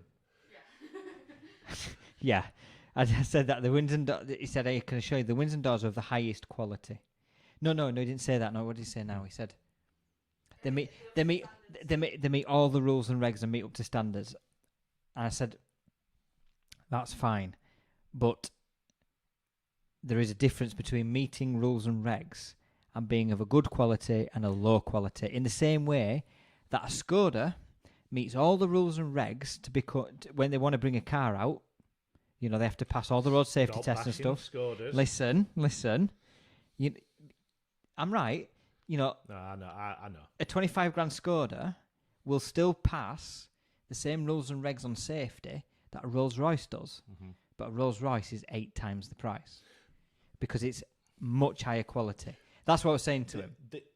There's two things, and I'm trying to think about this as we're speaking. Lee, I'm just gonna take a break for one moment. I'll let you pontificate on what we are talking about right now. There's two things that I will say, and a few people are saying they can get the same spec low grade and get the same price. Yeah, I get that, but if people want to upgrade, if I was buying on plot, it's not they can upgrade the price. They can charge an extra 20 grand and charge and get the materials for 15, for example. So they're making an extra 5 grand, and the customer's happy because they've bought better standard windows. But going back to the only reason I can think why house builders avoid it is, and I don't know, again, educate me if I'm wrong, this is just me trying to guess.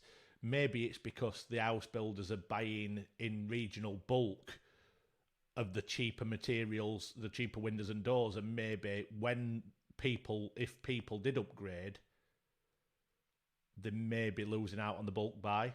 But surely that would be the same for every single piece of furniture you're upgrading in the house. That'd be the same for kitchens. That'd be the same for the integrated appliances. Because if you have the cheaper option, then you have the more expensive options. But I don't know. All I can think of is maybe it's a bulk buy option where if they start getting upgraded offers, it's going to affect the contract with the cheaper suppliers. I don't know. I really don't know. But I mean, from a consumer level, whatever the problems are, without a doubt, as a consumer, I'd upgrade to better doors and windows for extra money. For me, I think it is. It must be something to do with the valuation. Sam's saying that's exactly what it is. An option's only available on early purchase before it's built. That's the only thing I could think of. I mean, surely there's ways around that, though. I mean, I can only speak from a consumer point of view. It would be disappointing to me that that's the only part of the house I can't do. Upgrade. We put our name down for this plot on an early bird. Mm-hmm. Way in advance. Way before it will build. Like, no foundations for it yet. how when we did that? At that point, it's not even been built yet. Why can't we then upgrade? Because we could only upgrade to the bifolds when, before the lintel went in. But this is what I think Sam's getting at, and this is the only reason I Take care, Alan. Thank you very much for watching and taking part in the chat. Much appreciated, buddy.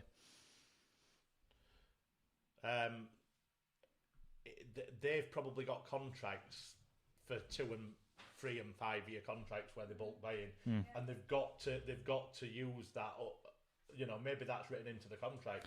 Well, Callum's saying is, so he's saying if you have 100 plots and only 10 want an upgrade, it's almost financially unviable.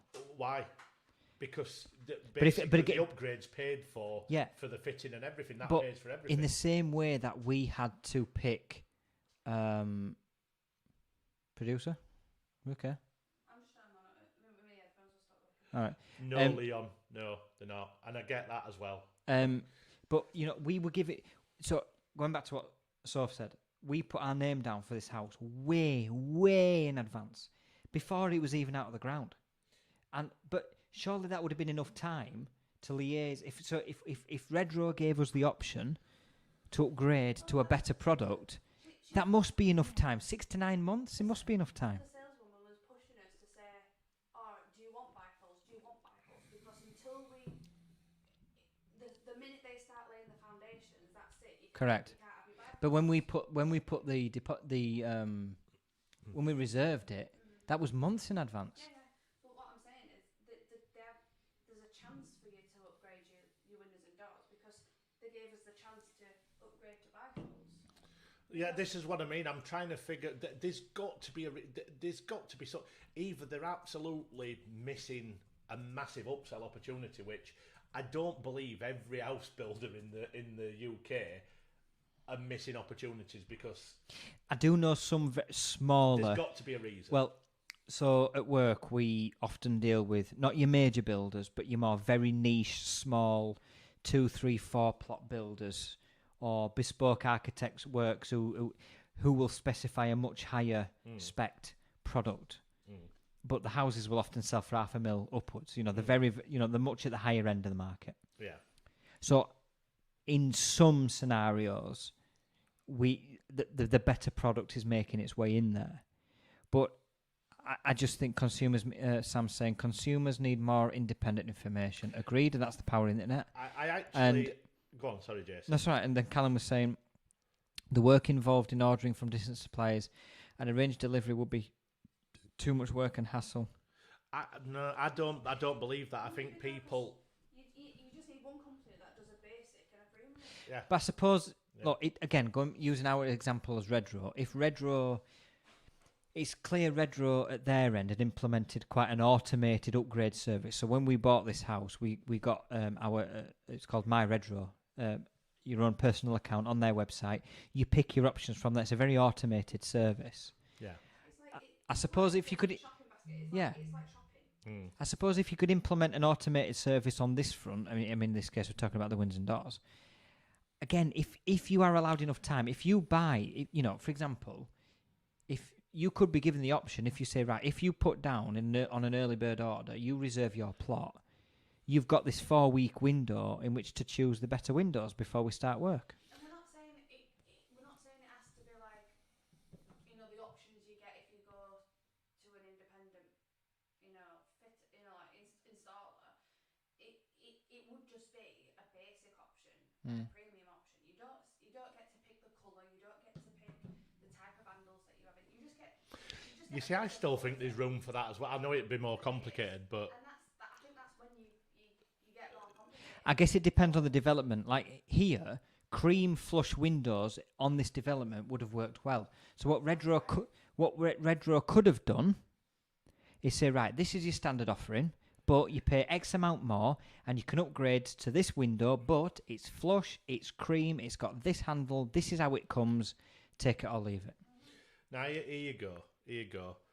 And I'm going to go back to what Leon said and what Sam has just said, right? Leon makes a very good point. We understand the good product, however, are the best retail marketeers in our industry our best products? No. It's exactly the reverse. Yes. The best retail marketeers have probably got the cheapest products, which is why we are where we are with stuff like this. Now, and this is where my marketing head really kicks in. I've said this for many years, as you know, Jason, is for me, the industry needs to market to consumers so much better, and not just the nationals. It's got to be done with the better companies, and the better companies are not. I think they need. This is me sticking my neck on the line. I think the better companies are the ones that can change consumer perception, and I get, you know, it costs a lot of money, but they're the only ones that are going to change this cheap, quick turnaround materials. And Leon is very right, and Sam is very right. Samantha's saying it's down to consumers need more independent information. The problem you've got is most of the consumers are getting it from the cheaper end of the market. Sam said, if you can do it when you buy a car, it's feasible for homes. Well, it is. But consumers are being fed the most information from the cheaper products. So why would house builders? Why would they listen to the top end of the market? Because there's not really a voice to consumers there at the minute. But if you're, we want to help change that in what we're doing. It doesn't necessarily have to be uberly expensive for your likes of Redrow and Barratt's, because remember, they will buy all of these in bulk. So what I pay for a flush window versus a standard white casement won't be what Redrow would pay. You know, if they're building, you know, if they've got a 200 plot, 200 house, a 200 plot development, and they're going, look, we've got 12 to 14 windows to put in every house, and we want flush casement. What can you do? Redrow's got some buying power there. They'll have certainly more buying power than we will. Fradley's just brought up a potential obstacle there. The house builders want the estate to look the same, so there's no external choices. Last few plots are hard to sell. I get that, and I could see that being a problem. Mismatch of windows and doors. Because if you were to walk down a street of terraced houses, for example, and you see one's got it's got a big green face in front, and the rest are all normal, it does look a bit odd, and I get that. I do kind of get that. So that could be a potential. Fradder's point goes back to why we have covenants. The reason why the covenants exist is because. Go on.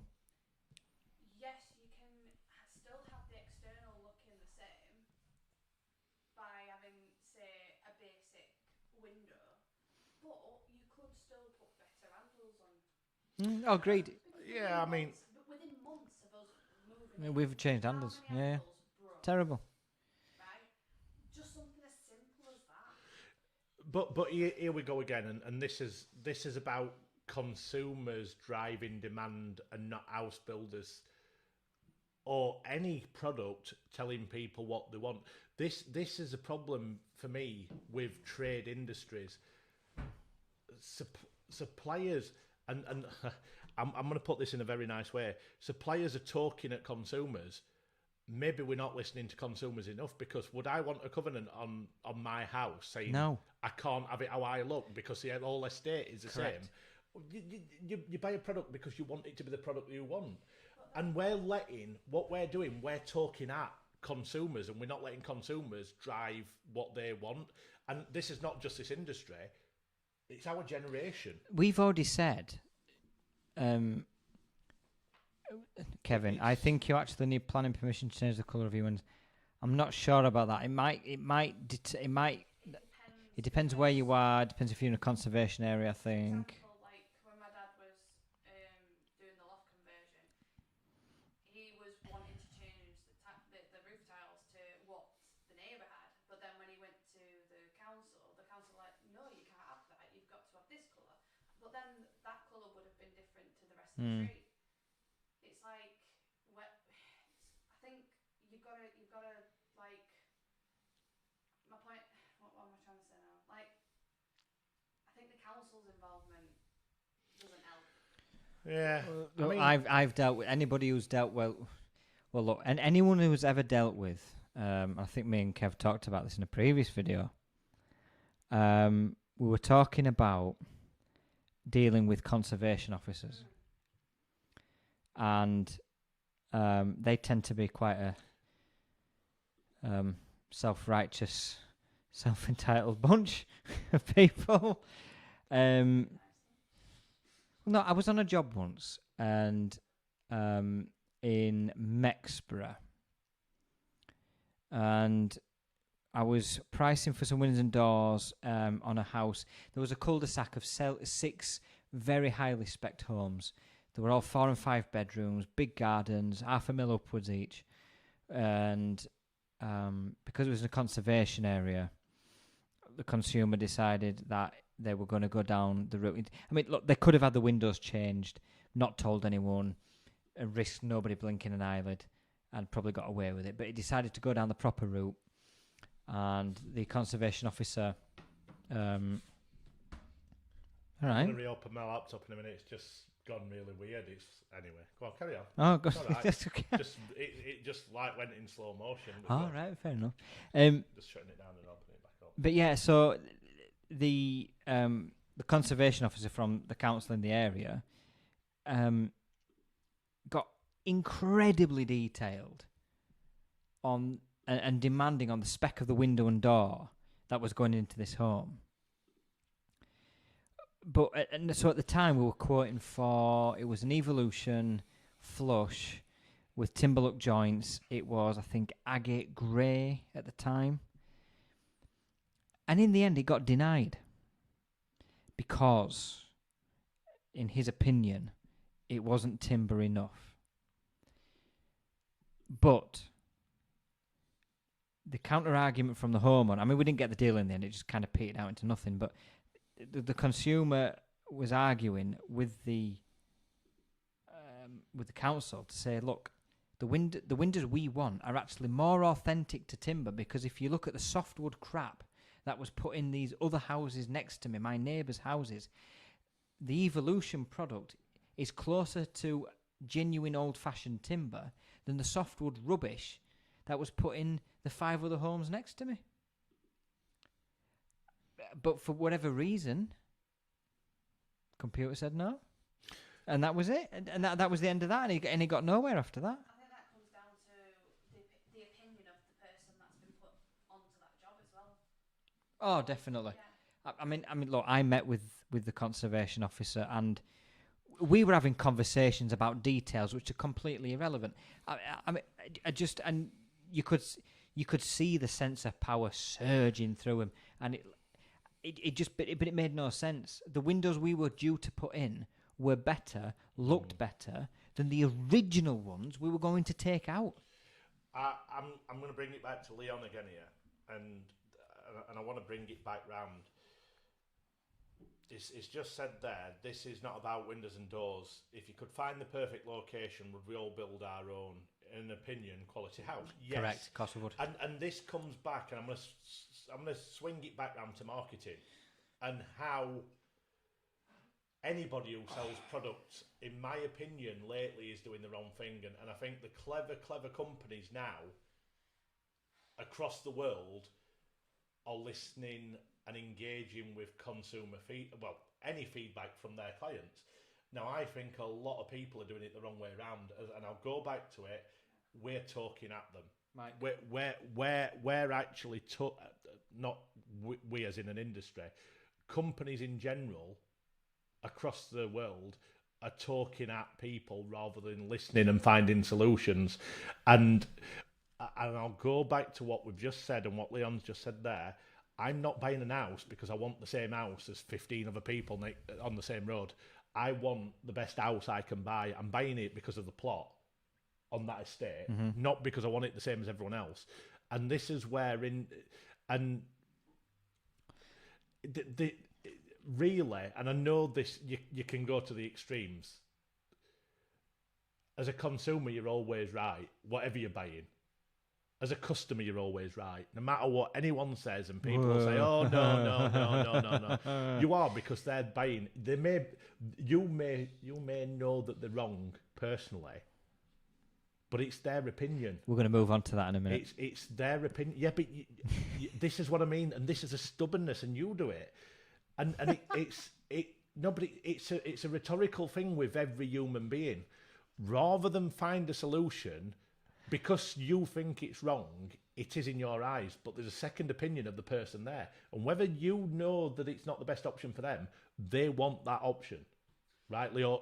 They're right because they want that. I know what you're saying, but I know what Jason's about to say as well. You're on about when they want a particular product and they want it in a certain way, but I know what you're about to say, Jace. You say the customer's not always right. Whoever invented that saying, the customer is always right. It's not very often needs a slap. Vigorously telling you you're wrong, but you're wrong on this one. What about when people are blatantly trying to get something out of a company? Yeah, but that's not... No, you're misunderstanding. That's what I'm saying. No. I'm not saying the customer's right if they're saying, well, you haven't done that right. What I'm saying is, if they're buying a product and they're telling you what you want and you're saying, well, we can't do that, it may be genuine, you may not be able to do that. But if there's a way of doing that and you're saying, well, it's not worth that, yeah, I get. You're not working. That the point, customer is always right. On that front. However, Nanite Ducky, thank you very much. Cheers, Ducky. I might string out one more beer and then we'll end this. So maybe 10 or 15 minutes, then we'll call it a night. But that saying, so just to move it on from there, to cover that particular saying, whoever invented that one needs a slap. Because... I can't disagree anymore. No, listen. Right, I'll give you a scenario. So, we had, not too long ago, I'll try and keep this short. So, we were fitting or about to start the installation of a door. Callum, the customer's ideas are not always feasible or practical. Agreed. So, if it's not invented, you can't do it. no. So, if I've got a few examples. Which shall I choose? Okay. No, I'll use this one. Okay. So, about 3 or 4 years ago, I took a call from a customer where we'd fitted brand new soffits, fascias, guttering to a house. Went well, customer happy at the time. And then we get a phone call to say, I've got bits of soil and leaves and things that I've got into my gutters. I said, right, okay. She goes, well, you fitted them a few years ago. I said, yeah. And, well, you need to come out and clean them. I said, why? She goes, well, you fitted them. Yeah, but that's different. No, listen. Listen. That's miscommunication. No, it's not. She in the end demanded that because we'd fitted it, We come out and have- clear her leaves yeah, out of her no, gutter. and I get that it is a silly request. But And there's we some have discussed that. But on there's some another- consumers on out there another who podcast. think that. Another one. So we went to fit a door. The door needed a lintel above it. This ethos around the customer is always right is wrong. Yeah, you're looking at the ethos bit wrong. It has They've to be a been part. They've been misinformed. They've been misinformed. They're not wrong. They've been misinformed. In their eyes, No, they're wrong. In their eyes, what they were asking for was legitimate. It doesn't mean that they were wrong. They'd been informed probably, or they wrongly thought that they could get. Yes, that they part. wrongly thought. But- That's more accurate. But there is no reason for you to. It's about, and this is what I'm saying about a customer journey. Rightly or wrongly, whether you could or should do that is irrelevant.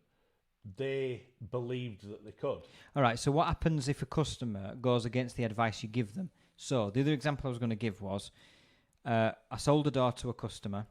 She was having a hallway redecorated, replastered, blah, blah, blah, blah. And I said to her, let us fit the door first, then do all your redecoration Okay. up to the new door. Otherwise, we're going to Okay. start damaging brand new And they've decoration. not done it, and they complained. Yeah. Correct. Okay. No. Cool. You don't even have to go into the story. But we would somehow we were at fault, okay, even though we'd listen. already warned her. Listen. Let me put this into a bigger perspective, because you're looking at individual circumstances. This feels like a beer conversation. Right? What you're doing is breaking it down into individual circumstances. Now, funnily enough, and this is pure coincidence, what were we talking about earlier? Soph? Amazon, Oh, yeah. right? And this is coincidence that this has come up. Now, Amazon, although I wasn't happy with them today taking £102 out of my account by accident, Oh, why? What happened for there? something that I was not. I Prime. ordered an hamster cage for my daughter, and Well, just to clarify, you're not putting your daughter in the hamster cage. yeah, she sleeps in it. It's massive. she runs round on wheel for exercise every day. But I bought. Sorry, I can't help it, and my ears are bad. But so I bought that, and it came, and whoever had delivered it, or whoever who had it in the factory, they must have been playing football with it. It was smashed. It were like in bits. So I phoned them up and I said, "Look, we need a new one. Yeah, we'll issue a new. I'll send you a new one. It'll be with you tomorrow, but you need to send that back." And I'm like, "Okay, so where do I send it back?" Well, you need to take it to an Amazon post or whatever it is. Them slots. I'm like, "Well, where's the nearest one to me?" "Oh, it was somewhere like 16 mile away." I said, "I'm not going 16 miles to." I said, "This is your problem." I said, "You've delivered it." "Oh, well, all you have to do is print off a code and just give it to the delivery driver or put it on the box." I'm like, "Well, what with? I ain't got a printer." So I've now got to go 20 miles into town to buy a printer. I said, no. I said, no. So they eventually just said, "Okay, well, just chuck it away and we'll send you a new one." Now, by mistake, because they'd not put that on the system, they recharged me when it had not returned. Now, that was a genuine problem. They sorted it. But there have been times before where I've exaggerated the problem and I've maybe got Oh, wait. a £5 discount. Oh, there we go. Or a £10 discount. Because we've all done it, right?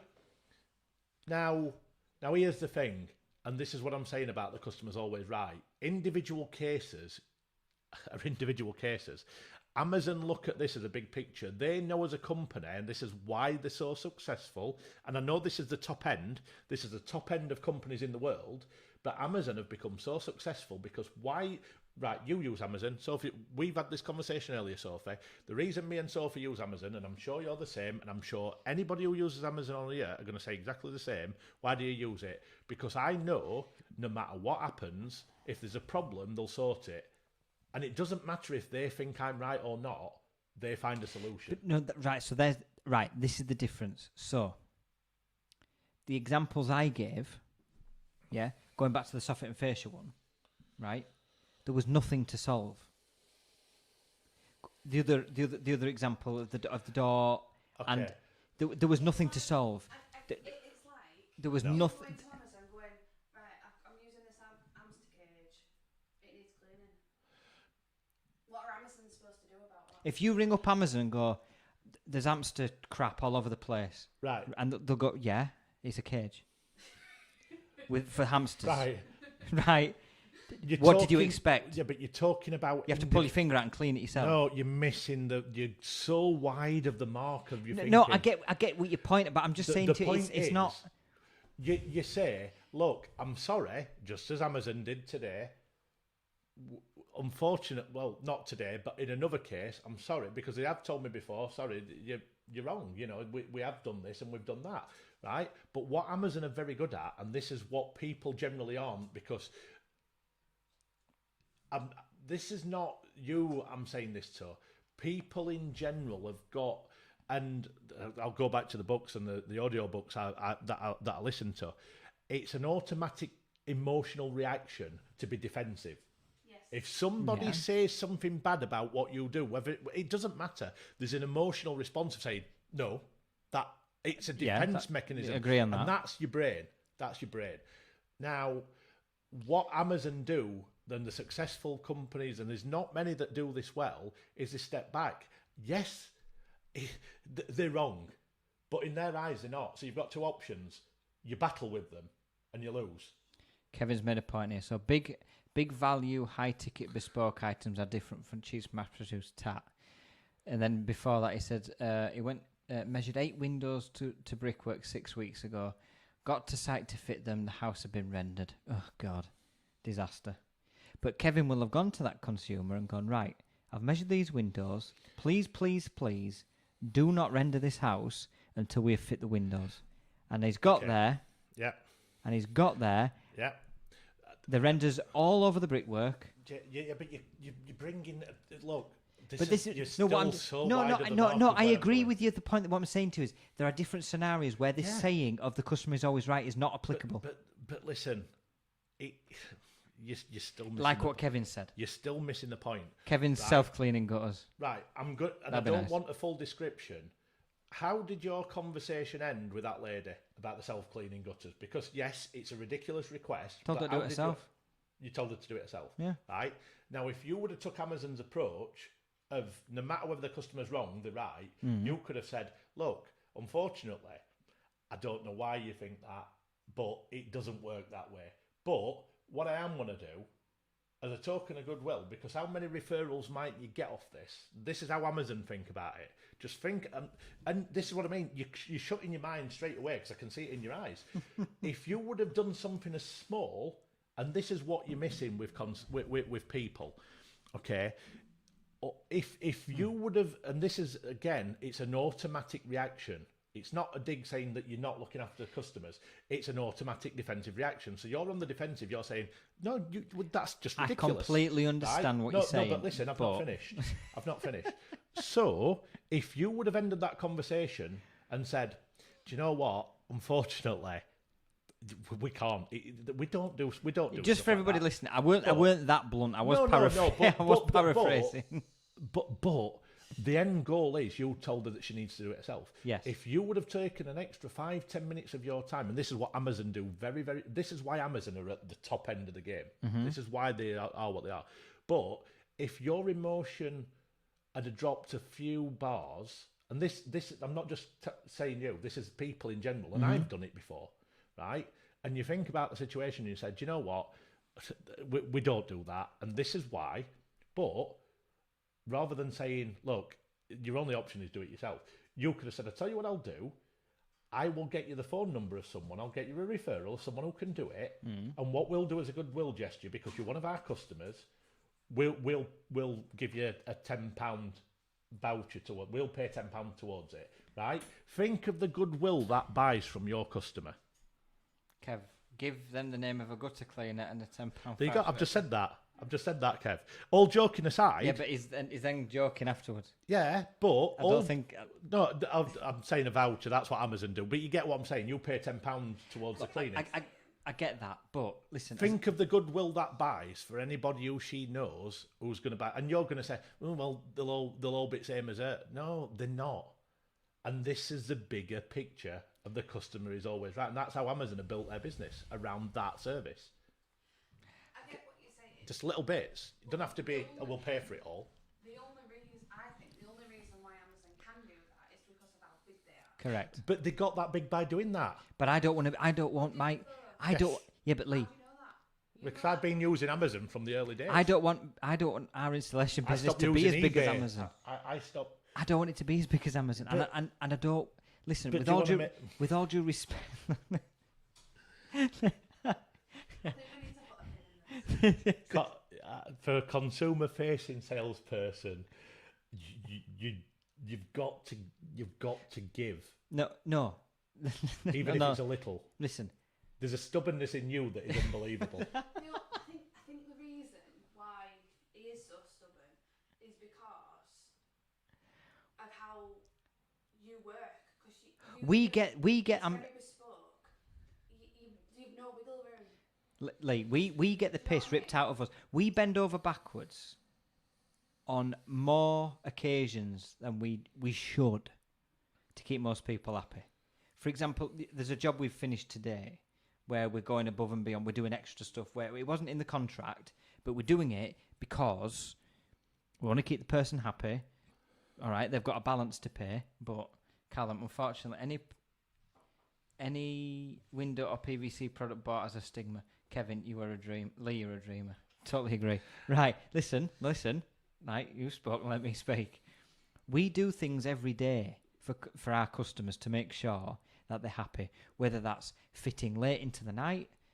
For example, our fitters didn't finish yesterday till 8 p.m. That's a late finish for them to say they got on site at 8 a.m. 8 Listen, PM. listen. Wow, 12 hours in a day. Oh, Don't start that. For crying out loud, don't start that. 12 hours. Listen. Who's ever worked? Who's ever worked a 12-hour Listen, shift? we you're gonna have fitters after this. Give over. Listen.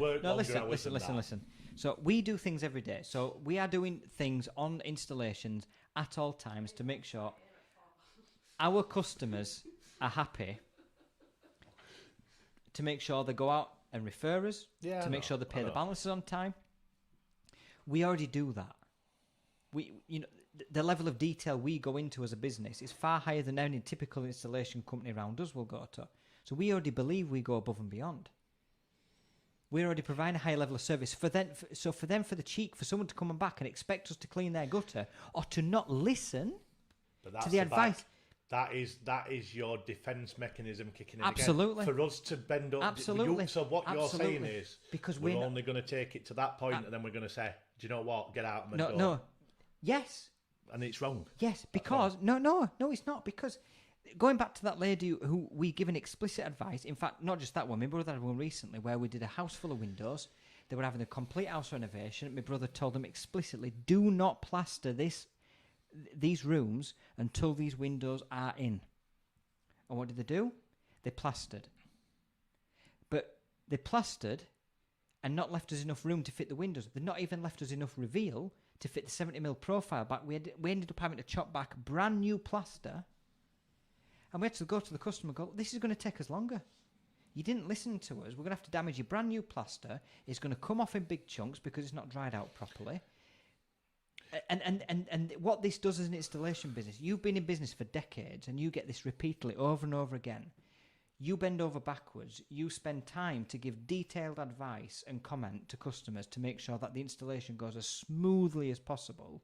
To then see that ignored, you are going to be, over time, you are going to be less inclined to deal with these ridiculous comments to say, like, you need to come clean my gutters because you cleaned them 4 years ago and I've got a leafy tree in my backyard. Now I get that, but again, you've gone into an individual circumstance. Now let me bring that right back again, and I'll leave it on after I finish this little bit. I'm going to leave it because we've got very differing opinions on this. We agree on a lot of stuff, but okay. Kev's on my side. Of course he is, because he does the job that you do. But I mean, take away the fact that you're a window company. This applies to every person who buys anything, right? and I get what you're saying. You're frustrated because you've told them to do this, and you take the time and you make the effort, Correct. and you've done X, Y, and Z. And yes, I get it's frustrating, but you've got two options. And this comes, and maybe in my old age, maybe I'm starting to look at things differently because Getting you've soft. you've got well, possibly, yeah, but you've got two options, and maybe it's these books I'm reading are making me calmer as a person. But you've got two options. You either get your back up, and then you do what I'd call spit your dummy out because you're frustrated because you have had it repeatedly. But if you think of that from a view, it's like you're saying, well, we've told you this, so if you haven't done that, then get out of my face.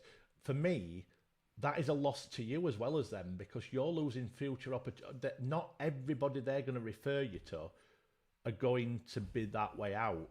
And if you don't have to bend over to sort every problem they've got, maybe just a little kind of courtesy token might change that problem into 5 new opportunities. But that is completely dependent on the problem. No, it's not. No, it is. No. Listen, because again, you're missing the point. That might not work for every client, but if it works for 1 in 5 clients you have like that, you're making extra money. Leon, I agree with Jason. However, an installer's care on a difficult customer makes you differentiate from someone that does not care. No, listen, I agree. So let me just give you an example. Let me just because it was just a little bit more, and then right, you can go on, okay. rebuttal me. Right?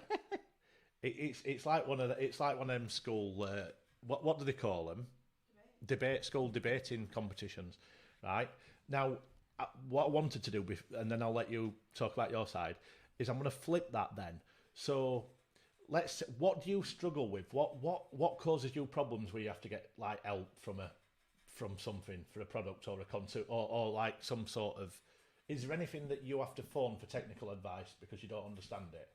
Or there's something that goes wrong? Is there anything? Not really, no. But have you had that over the last couple of years, where you've had to phone someone and you think, I didn't do that. Oh, what an idiot! You know, there must be something that you've done that with. You're gonna say no now. No, Right. no, I'm genuinely trying to think. The last couple of years, the issues we've had mainly have either been down to poor product quality, which is out of our control because obviously we don't make the stuff, or No. You personally, let's say something you've bought.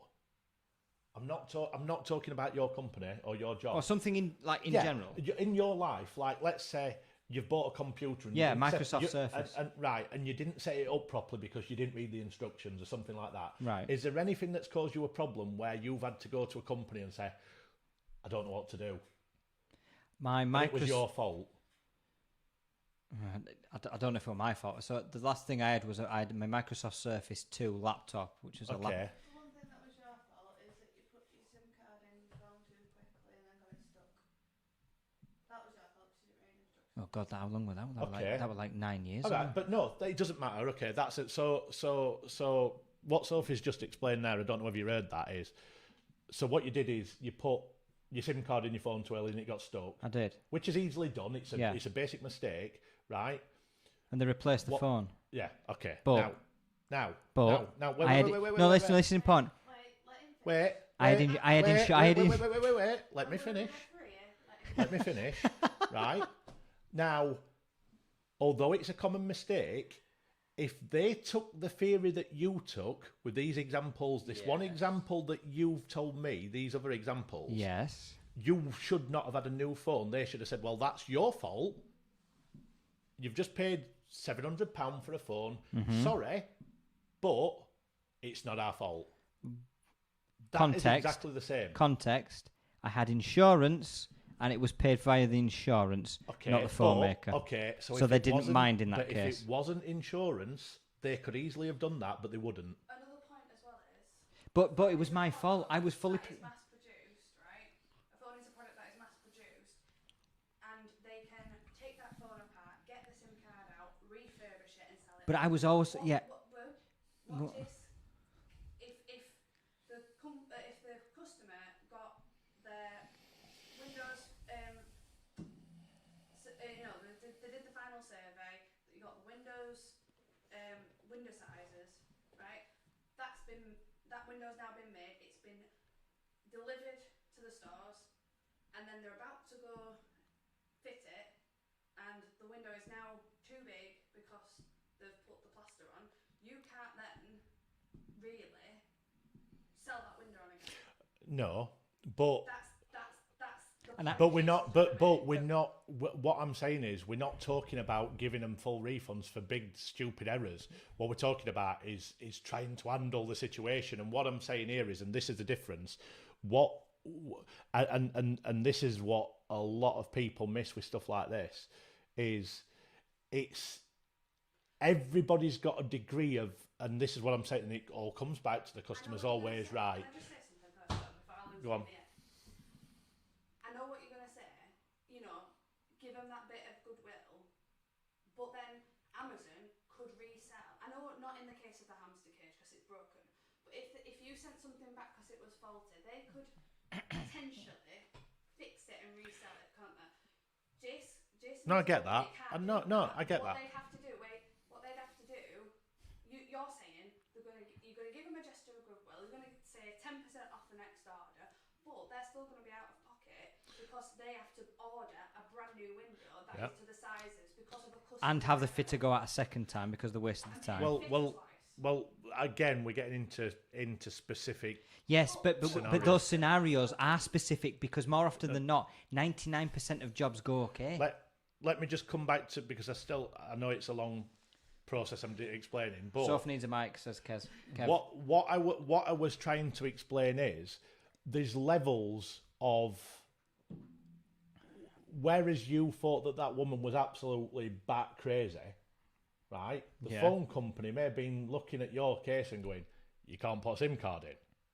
And I was fully prepared to pay for a new phone. Yeah, but Luckily I had insurance. But you wouldn't have been happy. I wouldn't have been happy at myself because it's my fault. But you wouldn't have been happy with them. You'd have been like, I'm No. not ever using No, it. You would. I ballsed you up would. and put the and it was Mate. my fault. Mate, It was my. I'm looking for a solution. Yeah, But he was well. I was prepared to pay for a new phone. Luckily, I had insurance, which covered it anyway. Listen, I know you. If you hadn't had insurance and they said tough, At the you would have been time, I bought kicking off the to phone. heaven, The heaven phone and was hell. an HTC phone. It's not HTC's fault that I knackered up the SIM card. No. Listen, and again, you've So why would I have gone on no, to no, them no, to say? You've took it a step further again. No. This is the last thing. Right? You've That 3 times. yeah, but he's took it way beyond where it needs to go.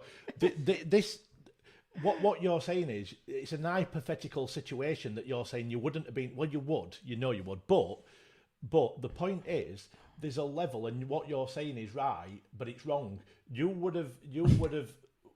But it's a weird one because you're saying that customer is basically mad for saying that, but there will have been times where you've approached somebody supplying you something where they have gone, are you for real? Are you being serious? And we've all got to put perspectives on that, because what your thought processes are not always aligned to that, and it's about getting a balance. And this is what I'm saying about, I'm not saying that every problem, it's not like, oh, well, yeah, you've got to pay 1,200 quid to have a gutters clean. But It's how you're there are scenarios where you have to put a stick in the ground and say, I am not budging from here, because sometimes you are having your pants down.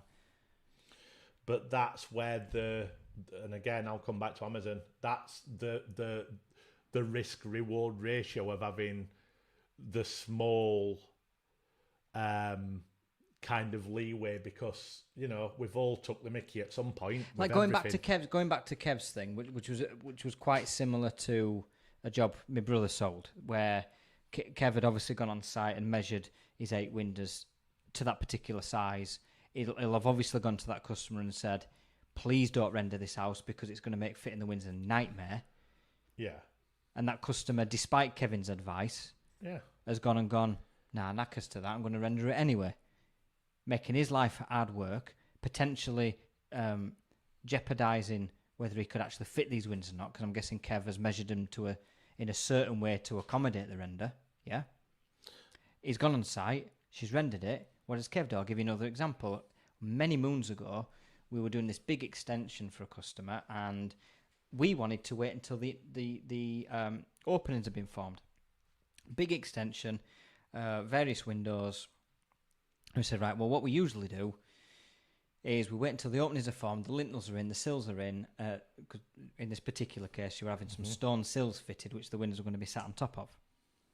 And we said, well, we'd like to wait until the actual openings are formed so we can get the true size rather than just work off some plans. Yeah.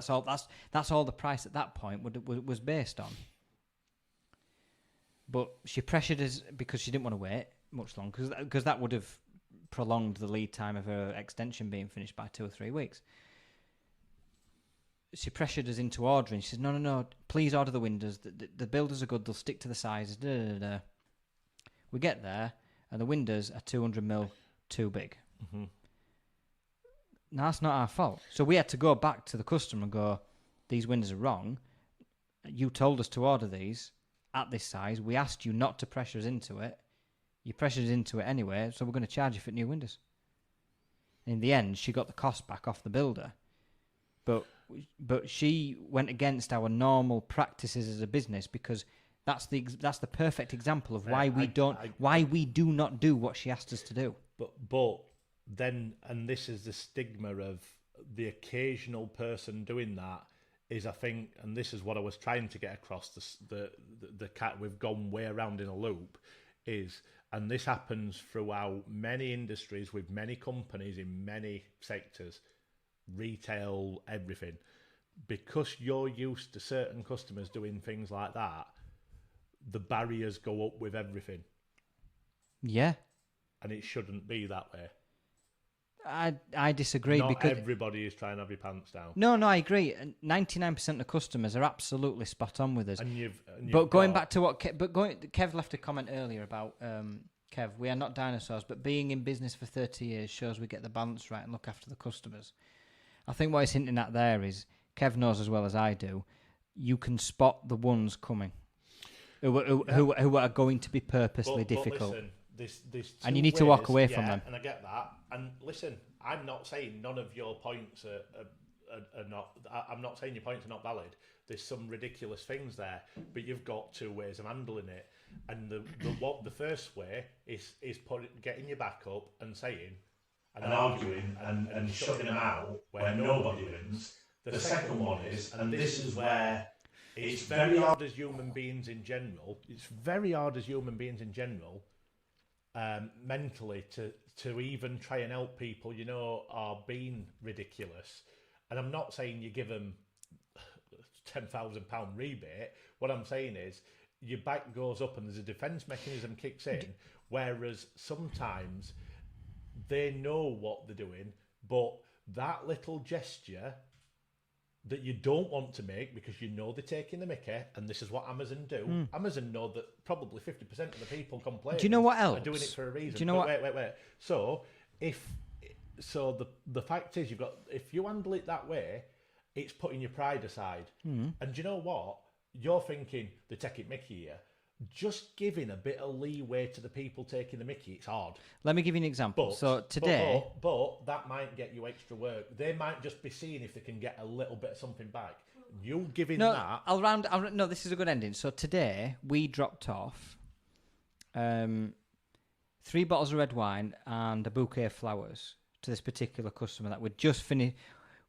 We'd had an issue with the job in that... and it's not something we could have foreseen, but it's just something that comes up with the larger jobs. It was a pretty big job, 30 grand contract. We've just got a hiccup. You couldn't have foreseen it. And as a gesture of goodwill, it's a previous customer of ours anyway. We've got him a few bottles of decent red wine and some flowers. I dropped them off earlier on today. We've got a couple of issues. They're nothing major, but they need rectifying. And we sorted it for him because we know he'll go out to his friends and his family and go, right, I need my windows doing.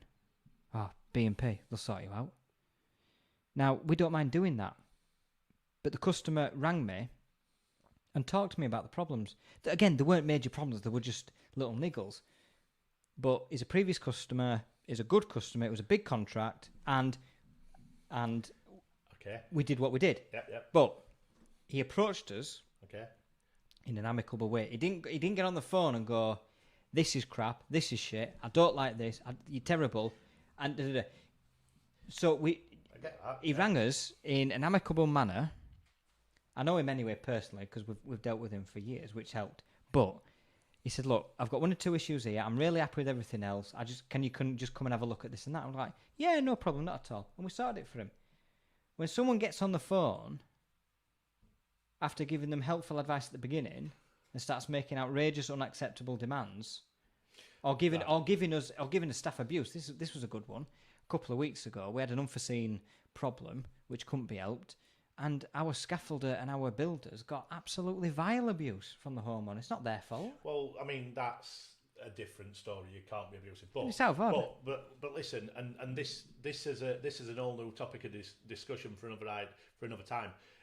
That is perception. Now, going back to the books earlier, and I'll tell Sophie this because I know she's listening to something at the minute. But one of the books. No, night, Sam. Take care of yourself. Cheers, Sam. One of the books I'm reading, and I can't. Do you know? I suspect a lot of people are just the comments have slowed down. I suspect people are just watching the implosion of this. Yeah. But I think it's the Think Rich and Grow Quick, or the I can't remember which one it is. And funnily enough, I was talking to Ellen, our editor, about this. And which one was it? Oh, How to Win Friends and Influence People. It was the Dale Carnegie. He talks about this in detail, and it's about perception and psychology. Now, what you've just said is there, because he approached in a reasonable manner, that your perception was to help him. It's an 8-hour book, so you'll never read it.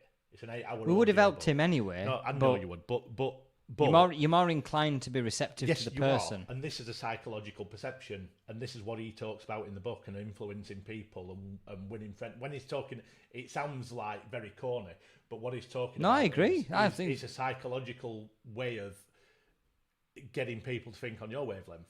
Now, he talks in detail, and this has just sprung to my mind because I remember this bit, and it was one of the catching bits of the book.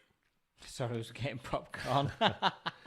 And this is very interesting. He talks about, and this is way back in the 30s or 40s, whenever he's talking about this scenario, and he's doing the same as you. He's talking about the scenario, and what he'd got this office, and he'd got a customer that was being and he's very honest. He said, this customer, and I'll try and get the snippet so you can listen to it.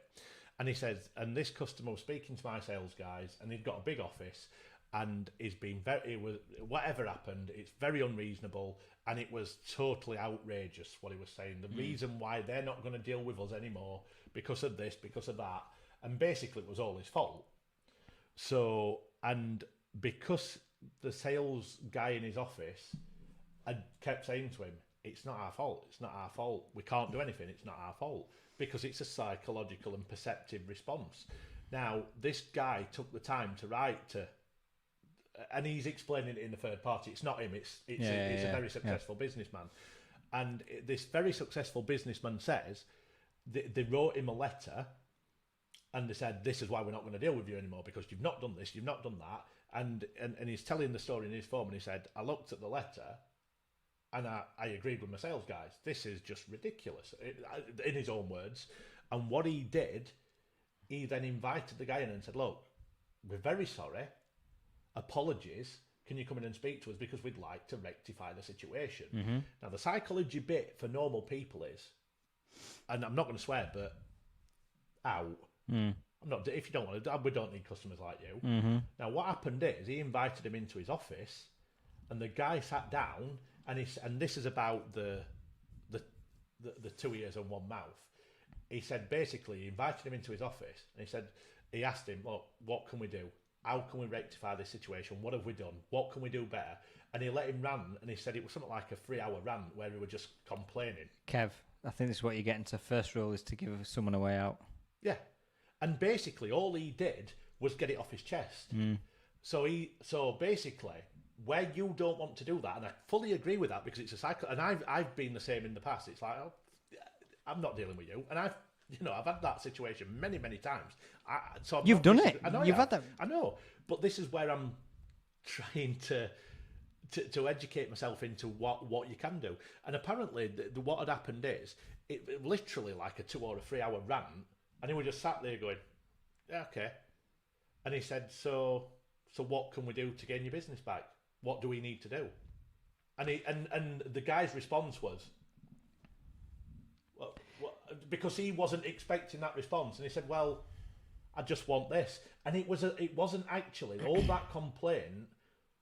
He knew by the end of it wasn't a legitimate complaint. He needed to get it off his chest. Yeah. And then he said, "Do you know what?" And it was something silly. He said, "Well, I just want this delivering on time." Well, we can do that. And they did it, and it turned in. And this is what I'm saying about the perception. Because they're complaining, you think they're going to be a nightmare. He actually turned into his best ever customer, and it was a multi-million-pound account. I guess from a small account. Yeah, I totally agree with that. I think from. And again, Kevin, I'll send you the clip of that. Kev will relate to this. When you're look, comparing us with Amazon is they're impossible. They're impossible comparisons because when you're a small business, look, Kev's business, Kev's business is Kev and a small number of people around him. That's it. Same with us. It's and in the way we dealt with that customer today about with the wine, the flowers, and the accepting that yes, there were some issues, and we will sort it, and that's fine. But when you do this long enough, and again, it'd be good to get Kevin on this as a guest speaker because I think it's a really good topic. Because it's worth discussing more about the perception as well. Because there is a perception because you've had it that much that sometimes the stuff that could be sorted, and this is what we're trying to get to. Sometimes, and do you know what? 4 out of 5 might. 2 out of 5 might actually sort. You might get 3 that still are absolute ridiculous. You will always get, and installers will relate to this, no matter what you do, when you do it, how you do it, you will never please them. And there is that very, very, very small percentage of customers out there, we call them professional non-payers, who no matter what you do... There is. And that's the same at every level. And let me just say as well, the vast majority of our customers, 99%, are absolutely spot on, and you go out for a beer with them. The brilliant people. It's the 1%, and then it's a fraction of the 1% who, no matter what you do, how you prepare them, how you deal with them afterwards, whether you were Amazon, Microsoft, or a tiny window installations company. You'll never win. Ever win. No, and I get that, and this is it now because. But this is where, and I'll say this is where that tarnishes it for other people because a small installation company who is managing lots of things all the time gets burned by this small percentage of people who make it an entirely stressful thing. So, and I fully agree with that. Now, it's no wonder your defences go up. Now this is where, and we'll come. It's 12:45, by the way. We'll come to this another time, but this is down to perception and emotional response. And again, the 2 books I've been reading, listening to, How to Win Friends and Influence People, and The Chimp Paradox, is probably why I'm thinking more this way, and it's working in my lifestyle, in work and in personal life, and it's all about. And you're right, there is going to be people that they're going to take the mickey. And it's about controlling your emotions because you can deal with it in 1 or 2 ways. You can either because of your perception and the emotional response to stuff like that, because it is frustrating. And I've done it myself. I have had that conversation. Kev, in 30 years, he's took 3 to court and he's won all 3. Yeah. And sometimes you do have to go down that route. But I guess what I'm trying to say is a lot of people sometimes don't go that little bit deeper because the emotional and perception of it doesn't matter what I'm going to do. Sometimes it does, and if you shut off, and the only reason I've used Amazon is because they treat every time the same. It doesn't matter if someone's complained 16,000 times. They know they're taking the mickey. But they're playing a game of... I guess this is where we have a philosophical difference, where you believe that's the right strategy. I believe for business, the right strategy for some business is to just walk away from some customers. But it doesn't cost you to discuss and try and solve the problem. And sometimes the emotional wall goes up and you don't try. No, I get Now, that. I get it's that. emotional And thing I'm saying. You've got Yeah, to stop it. and And you might know that 9 out of 10 times you're going to fail. but you see, I'm a believer where it's more prudent for some business to walk away from customers where you know are going to cause you a continuous problem. You never know that. Like I said, you may be walking away from a problem that their family relation wants to place a £400,000 order. I know that's ridiculous, but it could be. But so we've been in business for nearly 40 years. We have walked away from customers and we're doing absolutely fine. I'm sure you are, but you never know what you're walking away from. The next customer you walk away from But then you've got to shutting weigh down up the stress. emotionally. Is it worth dealing with that problem customer? Is it worth investing the hours and hours and hours to appease that customer in the way you're suggesting? Because their family, maybe in 3 years' time, might buy some windows from you. No, it's not worth it to me. It's not worth it to me. Well, then you've answered your question. You're not. That's not worth it to me. It's just not. That is a. Kev, Lee, I think you are preaching to the converted, but we meet our customers. But Amazon don't. I'm only using Amazon as Kev did say earlier that if we, as in Kev's business, get something wrong, we put it right. I know, and I get all that. And Kev, it's an hypothetical situation because Amazon are at the top of the game. I know your businesses are different, but it still comes back to a psychological and a perceptional version of events. Your defense mechanisms, because you've seen it all before, sometimes that one person, even though they're emotionally draining you and you're thinking, I know what you're going to do, that one person you turn around by giving a little bit of time, and sometimes it isn't always something they want, it's to get it off the chest. You don't know whether that's going to be a best customer ever.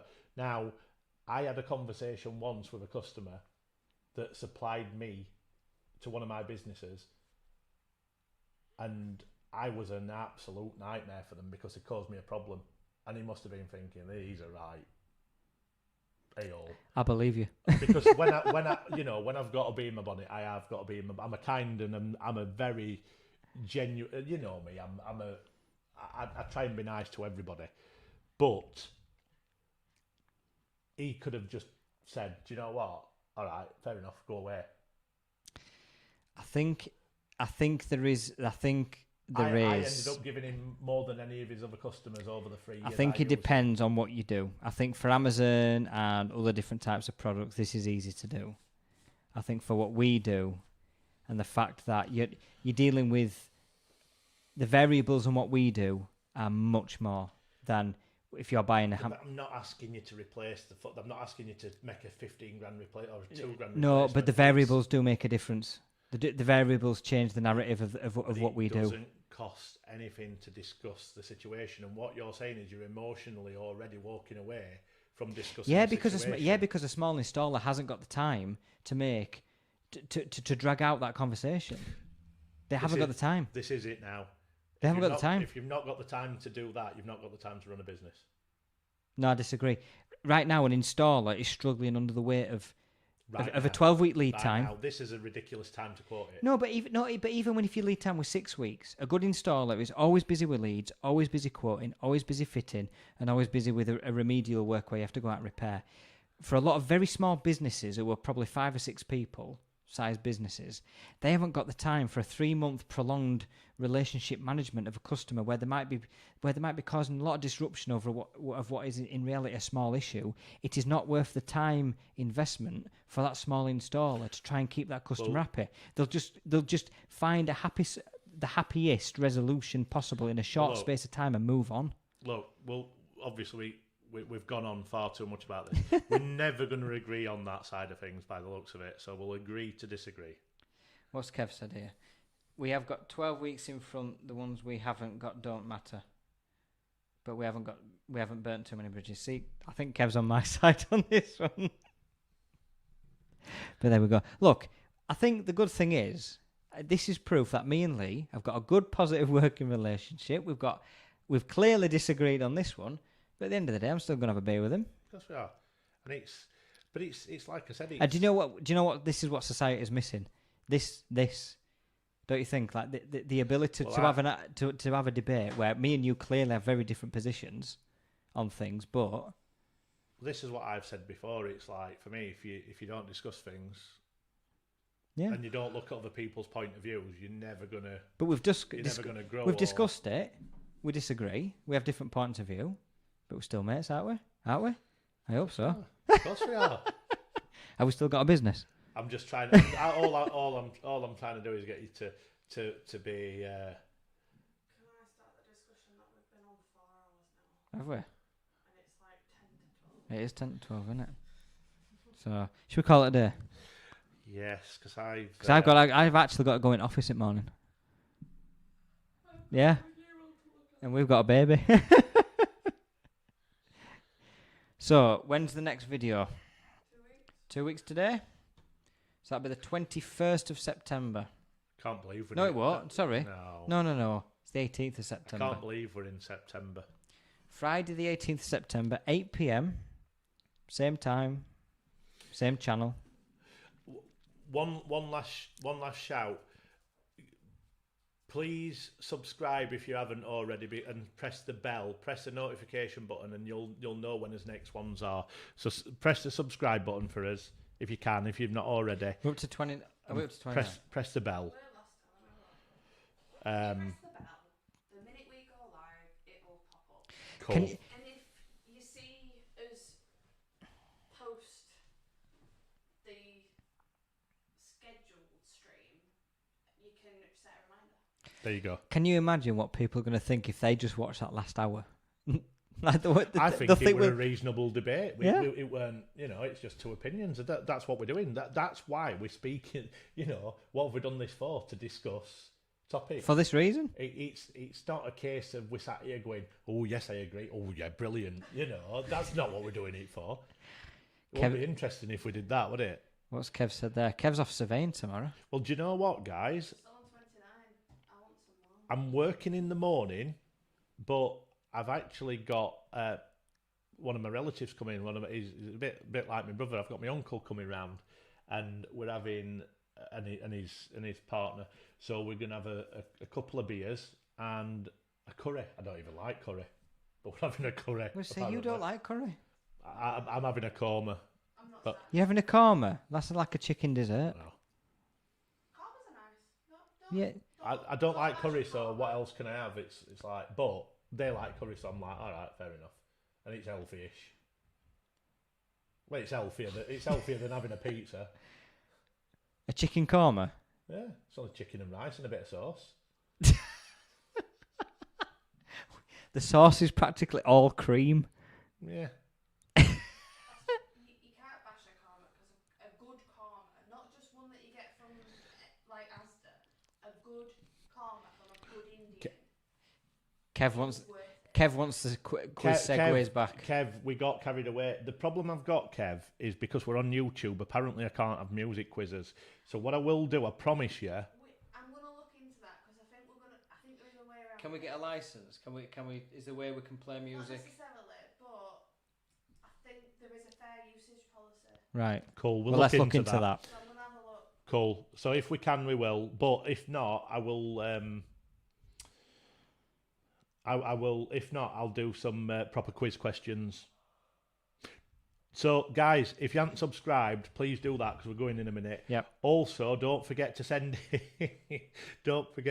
in your dog and cat pictures, dog and cat of the week, because we're gonna have a little bit of fun with that. How are we going to show it? We'll have to. We've got this. It's fine. Sophie knows what to do. All right. Producer wife is promising lots of. We can have visuals. Oh, visuals. We're going to have visuals next time. You might be able to run VT. Oh, we're going to have VTs, visuals, jingles. So we could do pictures on quiz. Who's this? Oh, there you go, Kev. As long as they Job's a good one. Like, We're on Kev's TV. He's 42-inch TV. Your big head, even bigger on a big TV. At least 24 hours before, so I can actually put them on the video. Do you know, Lee? If you wanted a soundtrack, we could use Soph's band, No. We're being told. but we won't have to pay out. Well, I'm not doing it for free. Oh, I'm yawning. I'm tired today. We could use Soph's band as a soundtrack. Not for free. Bloody hell! Family, and I can't even get out for now. No, not getting paid for this either. Well, here you go. Subscribe. Press the bell. Send your pictures in. Don't forget to sponsor me if you haven't. I thank you for the ones who have. I'm going to put that up on social media. Thanks for coming, guys. Pleasure. Yeah, enjoy your weekend. Stay safe, and we will see you on the 18th of September. Brilliant. All right. Take care. Pleasure as always. Bye-bye.